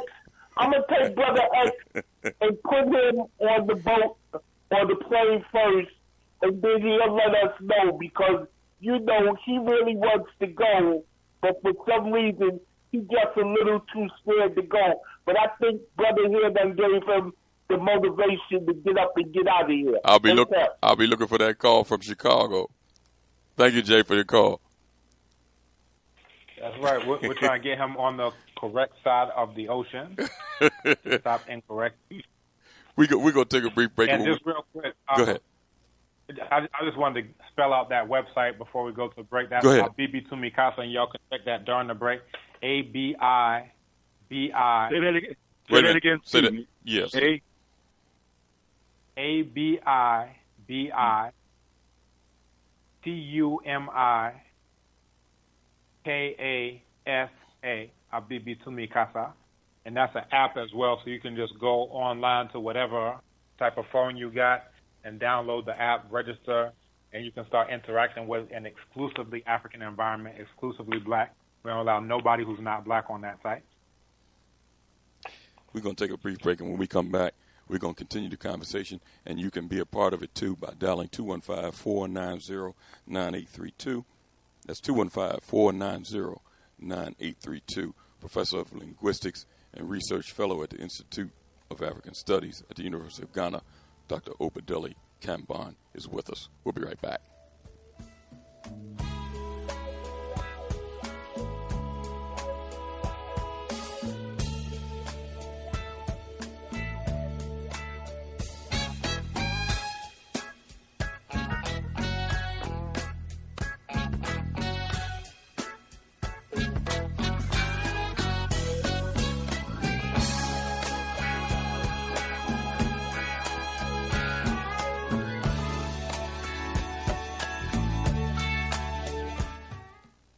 You are tuned in to the Black Talk Radio Network. For podcasts and live program scheduling, visit us on the web at blacktalkradionetwork.com. Download the app.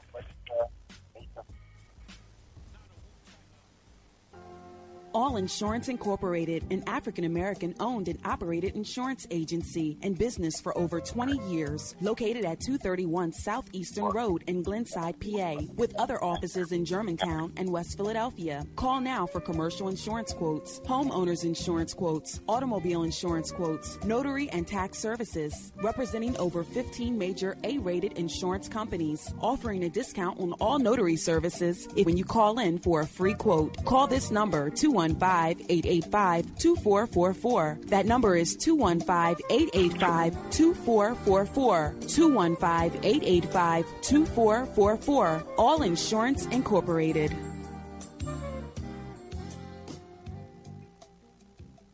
Before your roof becomes unruly, call Dooley. Dooley Brothers, specializing in shingle, rubber roofs, gutters, downspouts, and vinyl sidings. Call for your free estimate today. 215-224-3882. That's 215-224-3882. Dooley Brothers Roofing, the roofing experts you can trust. That number again, 215-224-3882. 215-224-3882. Before your roof becomes unruly, call Dooley. Antiquity to the present, our people need to develop a new paradigm. It's time for an awakening. Sundays, 7 p.m., with your hosts, Elliot and Reggie. Peace. This is Professor Griff from Public Enemy. People keep saying black people need to do this and black people need to do that. Well, frankly speaking, I think it's a whole lot of talk, a whole lot of philosophy, and a whole lot of head nodding. But where is the action? I'm suggesting everyone that's within the sound of my voice, we need to get on board with this national black economic empowerment movement.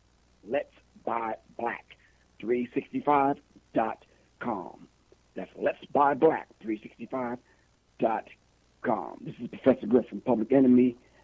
And I'm out. Peace.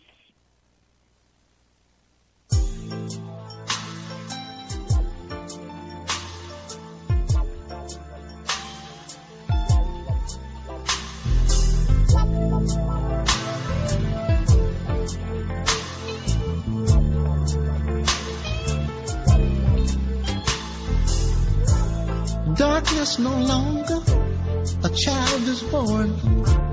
Mother shed tears of joy as baby tests his lungs. But daddy's not there where he ought to be. Somewhere in Georgia, skinning and shooting craps on his knees. Another victim born out here in the hood. And based on statistics, it really ain't all good. Welfare takes the tab, and daddy can't sign, and it can't be seen. The family becomes a crime. The hunt is on, and brother, you're the prey. Serving time in jail, it just ain't the way. I'm living so hard, babe, that my hair's gray. We got to make a change. It's a brand new day. A new world order, a brand new day. It's a new day. A change of mind for the human race. It's a new world order, a brand new day. It's a change of mind for the human race. Operation in flux, and it's on the way. We just marched 1 million plus the other day. Look, we all witnessed the sweat rolling down Miss Liberty's head. She knows the sleeping giant is no longer sleeping dead. Oh, what a fulfillment of prophecy. Let us teach the children freedom's never been free. It's okay to cry, go ahead and cry. 'Cause Jesus wept, but hope and faith be kept. It's a new day. World order, a brand new day. It's a change of mind for the human race. It's a new world order, a brand new day. Welcome back to Time for an Awakening. We're joining conversation tonight with Professor of Linguistics and Research Fellow at the Institute of African Studies at the University of Ghana. Dr. Obadele Kambon is with us this evening in conversation. And we'll go right back to the phones as soon as I make sure we still have Dr. Kambon with us. Dr. Kambon, you still there? Yes, I am. Let's go back to the telephones. Let's go to 609 area code. What's your name? Where you calling from? 609. 609 going once. I'll put you back on hold. Let's go to 973 area code. What's your name? Where you calling from? Hi, this is Jersey Girl. How are you? How are you? Great. I'm just really, I love your music. That's what I first was. I just love the music that you play, and I just want to say to the guest tonight, he is so right on point. I just want to ask him this question. You know, I would like to know: are you going to also, Mr. Elliott? Are you going to post that on the Black network that we have here, our BTR community, the websites that he mentioned? Oh, are you going to post? I'll make sure all the information that Dr. Kambon is speaking about is posted.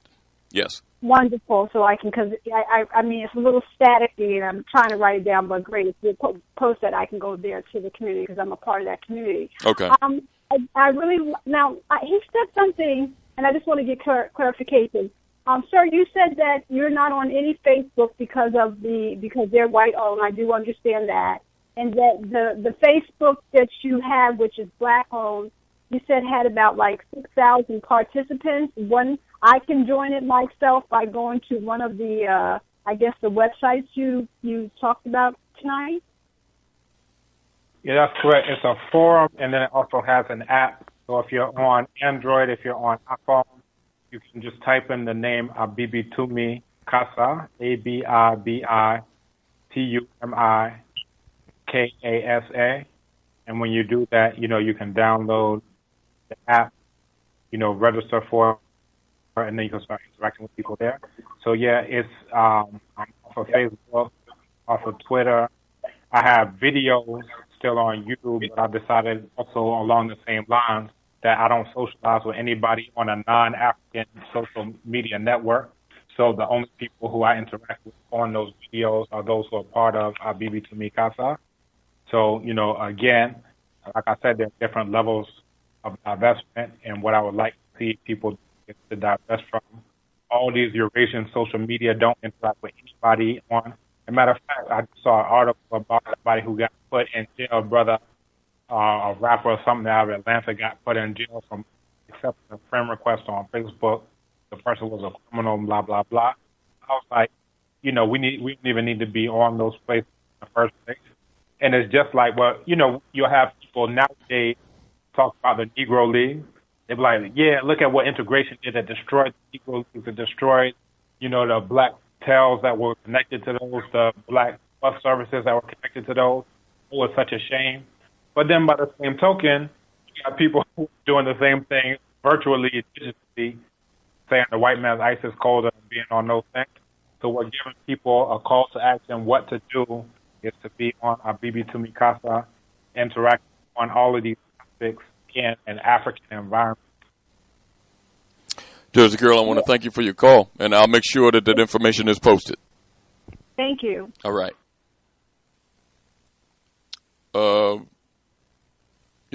We got our guest, and he's calling, international call, so it might be a little scratchy, but we're going to fight through it. Let's go to, we got a special guest here calling from a location. It's a Miss Kambon on the line. Yes, I'm a big fan of your guest. Yeah, I know you are. I recognize that voice. Yes, this is my little brother. He was a gift to me. We actually have the same birthday, 2 years apart, June 16th. He was born 2 years after me on my birthday, and I'm just really enjoying the show. I'm so proud of him. And even though he's my younger brother, I'm so inspired. And I was literally talking to people earlier today. They had the information session for the Sankofa. And in listening to that, I'm excited to be able to go back to Ghana for the first time in years on the Sankofa journey this in 2017. And, just looking at repatriating and all these kinds of things, having land there, having a home there. And I did have a question. I wanted you to talk about what life is like, because even though people need to go to Ghana and experience it, the stereotypes that people have in their mind are so far from the reality of living in both the rural areas and the urban areas. And, your life in particular, and some of the conveniences and even some of the domestic services and things that are there, people just really don't realize. Can you talk a little bit about that? Yeah, I can. There's so much here. For people who would still like to be in a very American lifestyle, they could live in Ghana just like they're in America. There's KFC here, there's Pizza Hut here, blah, blah, blah. So you can do all those things. There are huge shopping malls here. You can do all of those things. Now, on the other side, for those who are interested in re-Africanizing and de-whitenizing, and the two sides of the same coin. So, Dr. Kambon, you're breaking up just slightly. You're not on a speaker? No, I actually have earpiece in. I'm hearing echoes too. Okay, I can hear you a little bit better now. Go ahead. Yeah, it finally stopped echoing. Okay, I just moved the earpiece closer to my mouth. Good. All right, so I was saying that there's also, you could live exactly like how you're living in the U.S. here in Ghana if that's your goal. I wouldn't say that should be your goal. Part of what the U.S. does is that they kick in the door to economic markets and force them to privatize and force them to get their companies in. So I mentioned Pizza Hut is here, KFC is, all these things are here, Raleigh, so forth and so on are here. But for those who are interested in doing something else, you could also re-Africanize their African-owned, vegan health shops, for example. You could build your house using concrete blocks, which is what people tend to do. Or there are also people who know, sustainable building. I mentioned the brother, he has a website, Migrating Culture. He actually is a fan in Florida, and now he's, doing earth bag buildings, working with the indigenous soil to build and things of that nature. So, there are other options here as well. Just on a day-to-day basis, I drive to the university. We teach at a botanical garden, and, it has all types, for there. At Lake, that's actually where myself and my wife got married.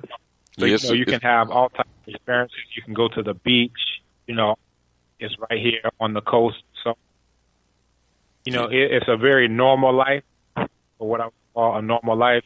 But one of the added benefits is that everywhere you turn, everybody is black. And that's something you can't pay for. A brother who I went to undergrad with together, I actually convinced him to repatriate without even knowing that I convinced him. He just saw how I was living here. Like, all right, I'm quitting my job. It was at St. Morgan Stanley, one of these big white firms. He quit his job. He repatriated. And one of his reflections, he was like, the way I live here in Ghana is what it must feel like a white man in the U.S. And he was saying that in the sense of he can be in a store and nobody follows behind him because he's black. The police don't pull him over because he's black, and so forth and so on, or because they're white, I should say. And part of it is because everybody's black. You understand? So you're actually just living, and it makes you, when you think about it, it makes you realize how you really were not living previously, because always, when you're driving, you're thinking about, oh, where's the police, at? When they're driving behind you, your heart is jumping, and blah, blah, blah. Just today, I had a police car behind me, and I think about it, that that I don't have to worry about my life is in danger to get pulled over, because the police car just go to the side and pass me. They're going faster than me. So these are some of the things. And I had this epiphany. I was sitting in the park with my son sleeping in my lap, and it just dawned on me that I don't have to worry about getting shot, by some white or even black police officer. And that is something that is invaluable. You can't pay enough money for that. He has a toy gun.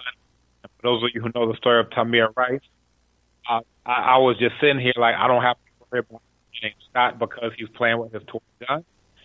So, part of, like Wilson say, these white folks do what they do because they can. They have the power to do so. So just being in a different space removes their power to do that, at least, in the immediate sense. Yeah, I get, again, I apologize for listening on. Sometimes we have to fight through it if we got a guest calling internationally. So you have to excuse it. But it's no problem. We're gonna fight through it. We got about 10 minutes. I'm trying to echo on that side, too. I'm not sure if somebody is on the line who's on speaker, but it wasn't there previously. I think maybe, I'm not sure, one of the callers. If somebody can maybe mute their mic, I'm not sure what's going on. No, it's just that, like sometime in your conversation, we hear like every third word because you're kind of going in and out. But we'll fight through it. Brother Richard, you heard a lot of the things being discussed. You heard some of the callers, their concerns and some of the things that they mentioned. In the last 10 minutes, I know you want to kind of throw some things into the mix there, and I know you kind of enjoyed a lot of the things that you heard. But go ahead. Yeah, and I really, I appreciate Brother Dr. Kambon for what he's doing and continuing, this repatriation process. I got those. Matter of fact, I'm looking at the website now. Abibi Makasa. Casa. BB Tumi Casa. Mm-hmm. Yeah, and checking that out, and definitely seeing earlier Sankofa Journey as a part of that. And I'm glad to hear that you were saying that. So that there are other Africans that are from North America that are coming to Africa with skills, and it makes me think about Professor Diop's, grand strategy of unification of Africa and being able to bring men and women like yourselves there to help in that development. One thing I did want to ask you, though, as you were speaking, the question came to my mind. The indigenous African cultural practice, is that, are you saying that that's like non and void in Ghana?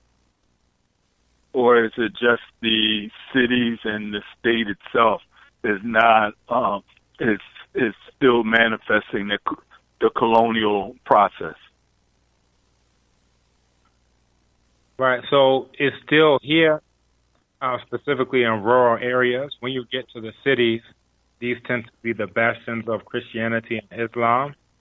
But, there are traditional festivals, there are traditional spiritual practices that, you can participate in. You can go to, them. You can go to a diviner. You can go to a healer. You can go to an akom, which is, the spiritual ceremony, Kwazide, which is another spiritual ceremony. So you can participate in all of these types of things. And again, it's much stronger in the non-urban settings. That when you come to a place like Accra, there's actually a church right across the street from me. But, every 10 feet you can see a church just about. So, these are some of the things that you're dealing with here. And it's part of the neo-colonialism. Right. And if it's okay, the question I had was, I was thinking of the state of Benin where African traditional religion is, and I'm wondering, is that in Benin, if you're aware of whether like in the cities, the same Christian Muslim dominance is there, even though Benin has taken on I believe it's Budan as the state religion. Right.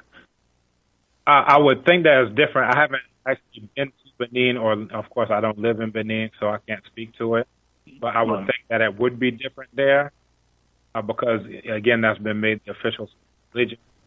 I can speak definitely to Ghana. I can speak to Nigeria. Other places I've been in Senegal, Gambia, Burkina Faso, Mali, Ethiopia, South Africa, that in all places you see, a very neo-colonial type of situation. In Benin, I would hope it would be different. I'm not sure the degree to which it is. I've seen, pictures of traditional markets where they have, various spiritual implements and things like that for sale. Actually, I am looking to get to Benin so I can see it with my eyes. But generally, as you travel through the continent, even the people who practice so-called traditional spiritual systems, you would ask yourself how traditional it is because of foreign libation, and you're using a European gin or European whiskey, or you're taking offering, asking for a white cloth, made by some Eurasians or whatever. So even to the degree when you're doing something that's supposed to be traditional, you have to ask yourself how traditional is the traditional thing that you're doing. Well, I'm glad again to be able to have this time to, hear and witness your effort in getting us having a process for that divestment or repatriation, and putting that in place, putting that in play in this period. So I'm glad to be able to have this moment to exchange with you. Dr. Kambon, in the final few minutes, a couple of questions. Do you notice a generation or a younger generation coming forward that has the mindset to break this neo-colonial stranglehold on the continent? I'm just talking about the continent, some of the younger people there. do you notice a different mindset or a mindset of people just want things to stay as they are and they love this type of Western influence in Africa? Or do you notice a different mindset among some of the young people? Because, I read certain African media and I see the things going on in South Africa with the students. And I just wonder whether this type of mindset is going on all over the continent.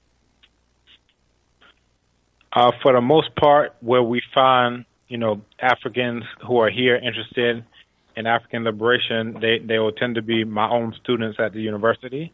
And it's because, you have to create that. You can't just, come and expect that to already be in place. Okay. Because, you're dealing with people who've been through, 18, 19, 20 years of diseducation and miseducation and anti-education. So what you see is, the natural reaction to an impoverished knowledge base, a lack of, intellectual stimulus in terms of anything true. So, when they get up to a certain age, then it just becomes, a matter, of course, for them to think anti-African thoughts. So my whole purpose in being here is to create a different type of scenario. Because, when I came here, it's really, I would say by and large, and we can talk, over 90% of the population of the young people here, it's a very sad situation. Even stuff that everybody knows from Black History Month, here there's no idea about it, whether it's continental Africans and the rest of the African world.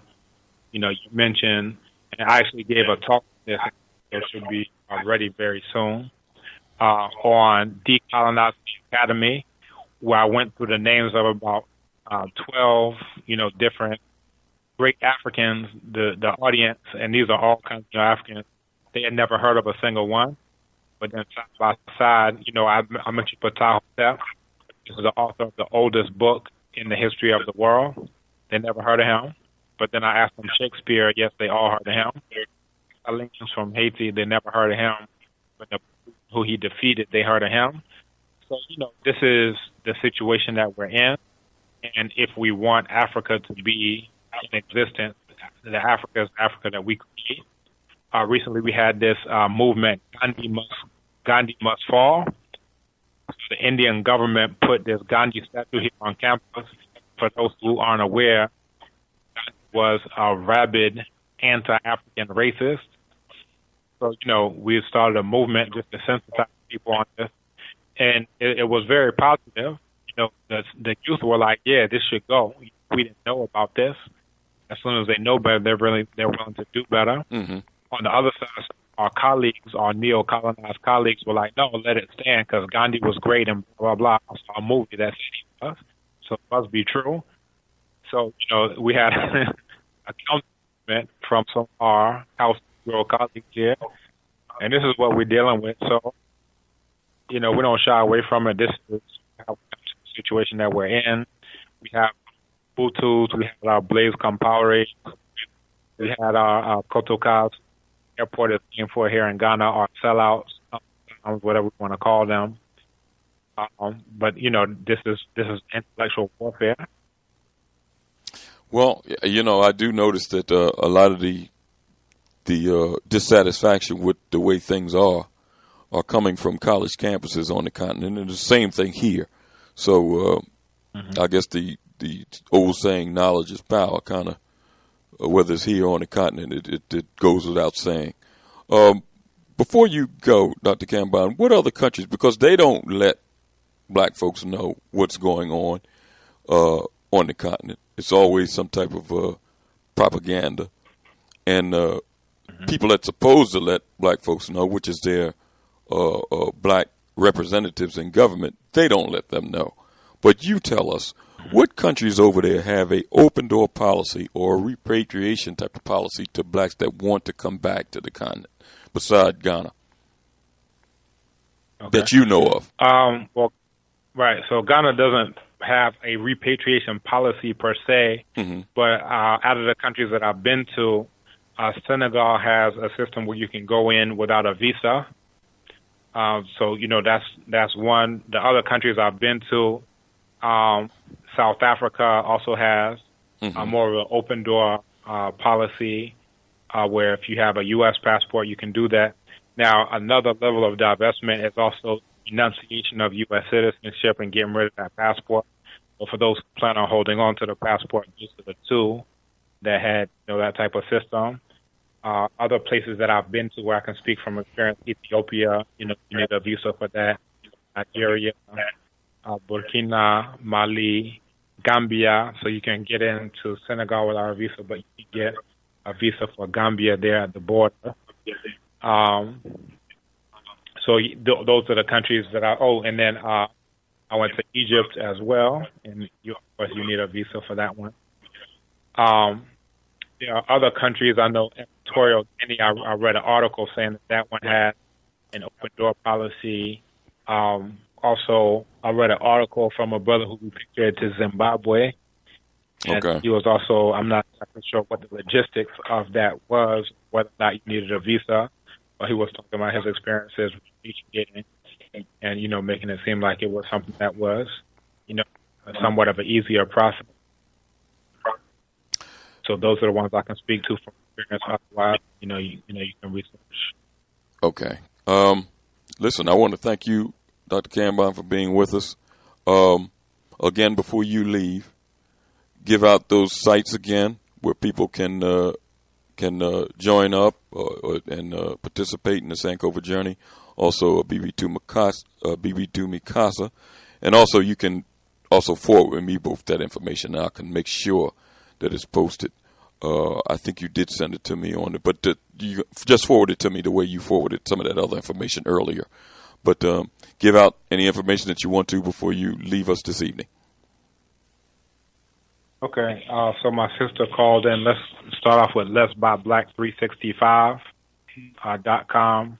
So people should support that and actually, just actually start doing what it's saying, Buy Black 365. When I was in the U.S., I would go to Life's Essentials. This is in Atlanta. I would go to the Black-owned Citgo station.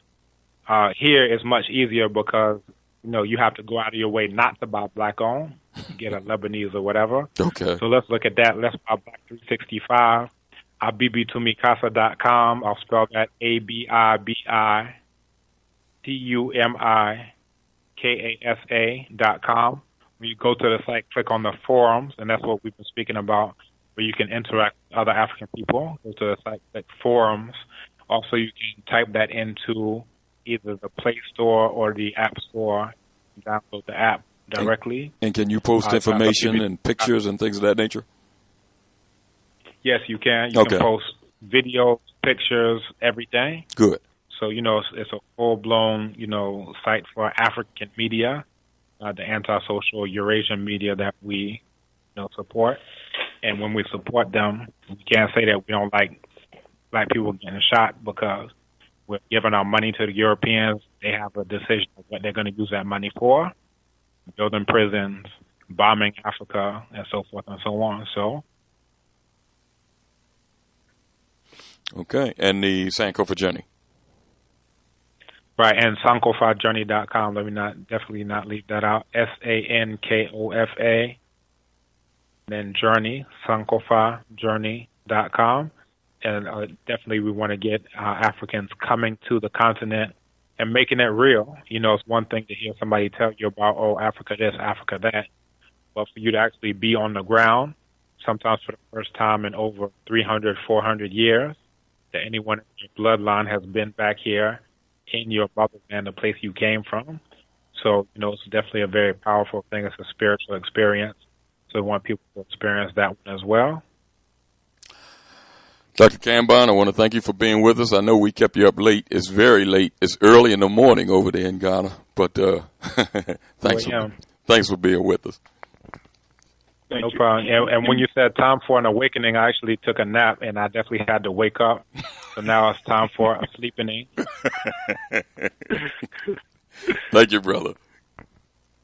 Thank you. Have a good evening. Peace. We'll be right back. You too. All right, take care.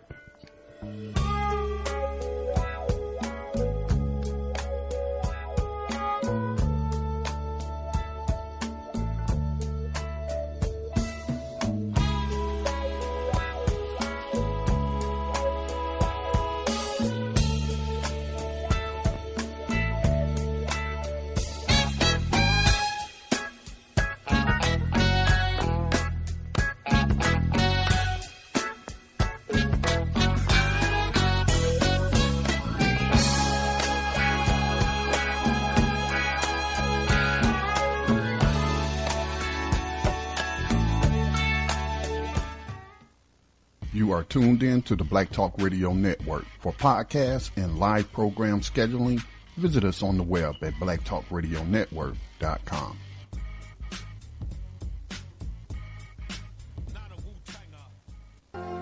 All Insurance Incorporated, an African-American owned and operated insurance agency in business for over 20 years, located at 231 Southeastern Road in Glenside, PA, with other offices in Germantown and West Philadelphia. Call now for commercial insurance quotes, homeowners insurance quotes, automobile insurance quotes, notary and tax services, representing over 15 major A-rated insurance companies, offering a discount on all notary services when you call in for a free quote. Call this number, 215-885-2444. That number is 215-885-2444. 215-885-2444. All Insurance Incorporated.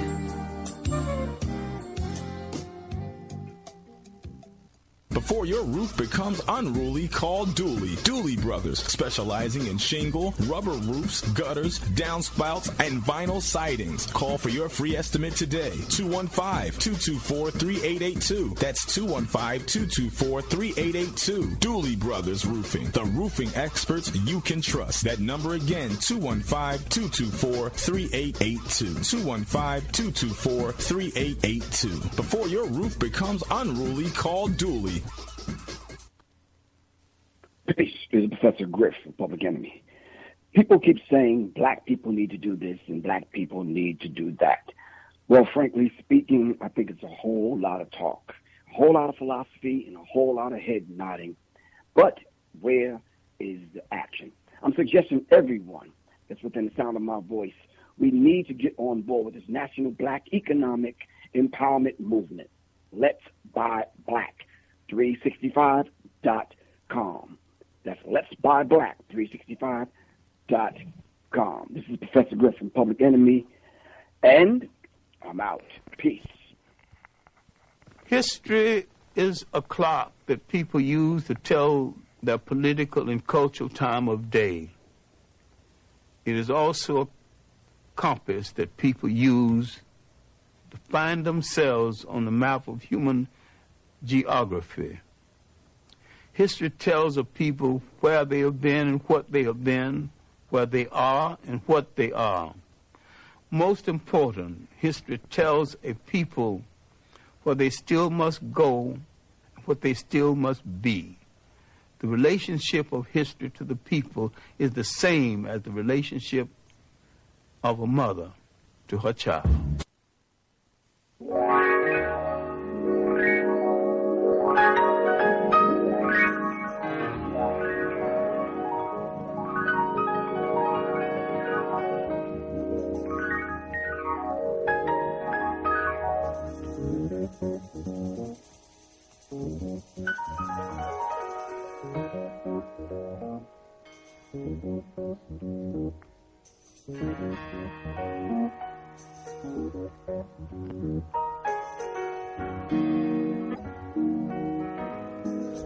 Wake up, everybody, no more sleeping in bed. No more back thinking, time for thinking ahead. The world has changed so very much from what it used to be. There's so much hatred, war and poverty.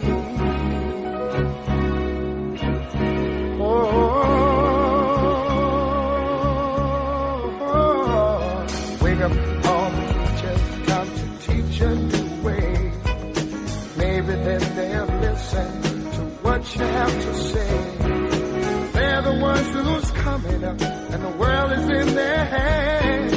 When you teach the children, teach them the very best you can. The world won't get no better if we just let it be. Na na na na na na. The world won't get no better. We gotta change it, just you and me. Wake up, all the doctors, make the old people well. They're the ones who suffer and who catch all the hair. They don't have so very long before their judgment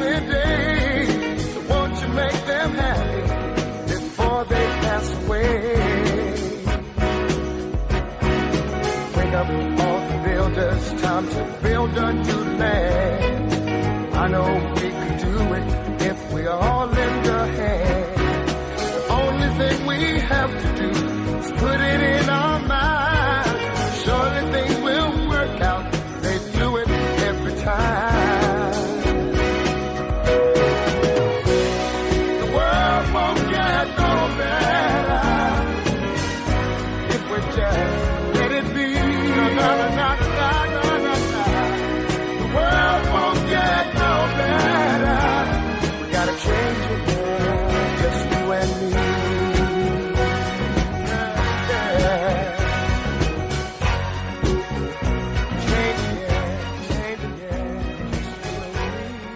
Welcome back to Time for an Awakening. I want to thank our guest this evening, Professor of Linguistics and Research Fellow at the Institute of African Studies at the University of Ghana. Dr. Obadeli Kambon was with us in conversation this evening. And again, note that information of the website of BB2 Mikasa, the social media site, SankofaJourney.com. It will be up. I'll make sure it's posted. You can access that information on Time for Awakening fan page, timefораwakening.com. I'll make sure it's posted. And also I'll put a post on BTR Network. Also, letsbuyblack365.com. Go to that website. Make sure you join. Make sure you be a part of a movement. And one thing that we've always pushed on Time for Awakening, 1 million conscious contributors and voters. 1 million conscious black contributors and voters. Go to the website. Get in where you fit in. Read the planks. Get involved. Get involved in our liberation struggle in some form going into this new calendar year, this 2017. Get involved. Don't stand on the sideline anymore. Don't point fingers at other people because the finger that you're pointing at other people is 3 pointing back at you. Get involved in the struggle somehow. It's some practical solution that we can all implement in our lives. Some of the things I mentioned tonight can be a part of them. Next week, I'll let you know that something will be strange about Time for Awakening in the 8-year run and the 2-year run that we've had on social media. We won't have a live show next week. I have some unfinished business out of town that I have to take care of, and I won't be hosting the program next week. So it'll be a live stream with interesting dialogue and one of the past programs that you might not have heard or you might have heard. It'll be an encore session of Time for Awakening next week. It won't be a live program, but we'll be back on the 25th to continue on this path towards an awakening. I want to thank everybody for listening to us tonight. Lively discussion, as always. We'll be back in 2 weeks, Lord willing, to continue on this path towards an awakening. Peace.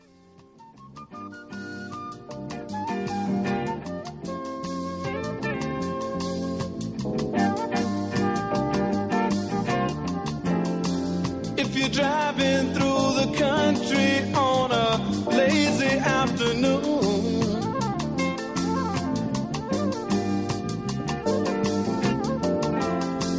or you're watching your children playing after school,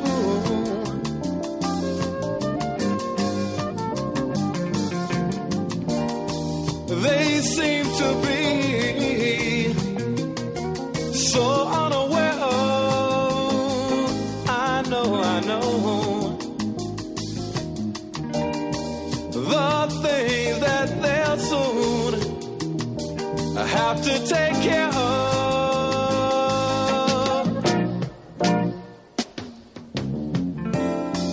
We've got to do something, yeah, to save the children.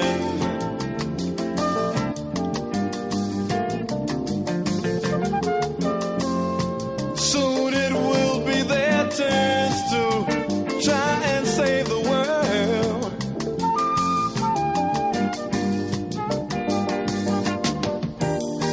Right now they seem to play such a small part of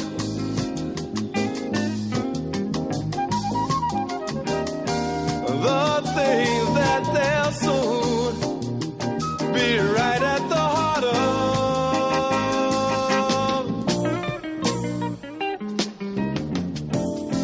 My little Tommy, he said he wants to be a fireman.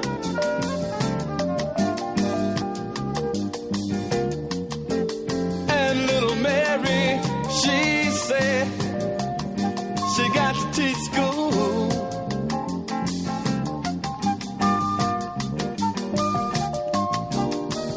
If we know all we say we know about the problems,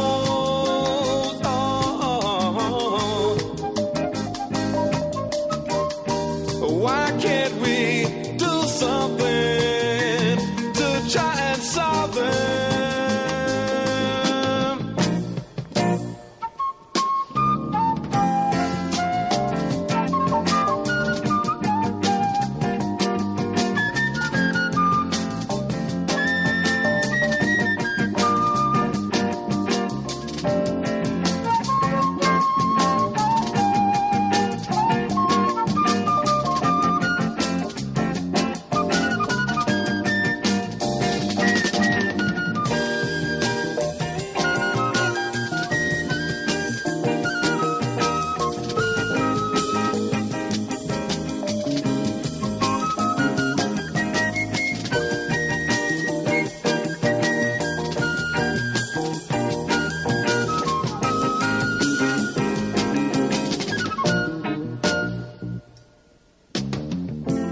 We've got to do something, yeah, to save the children.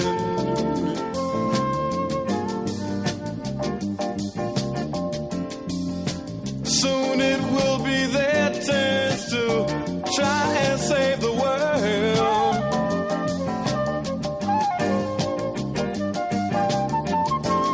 We've got to do something, yeah, to save the children.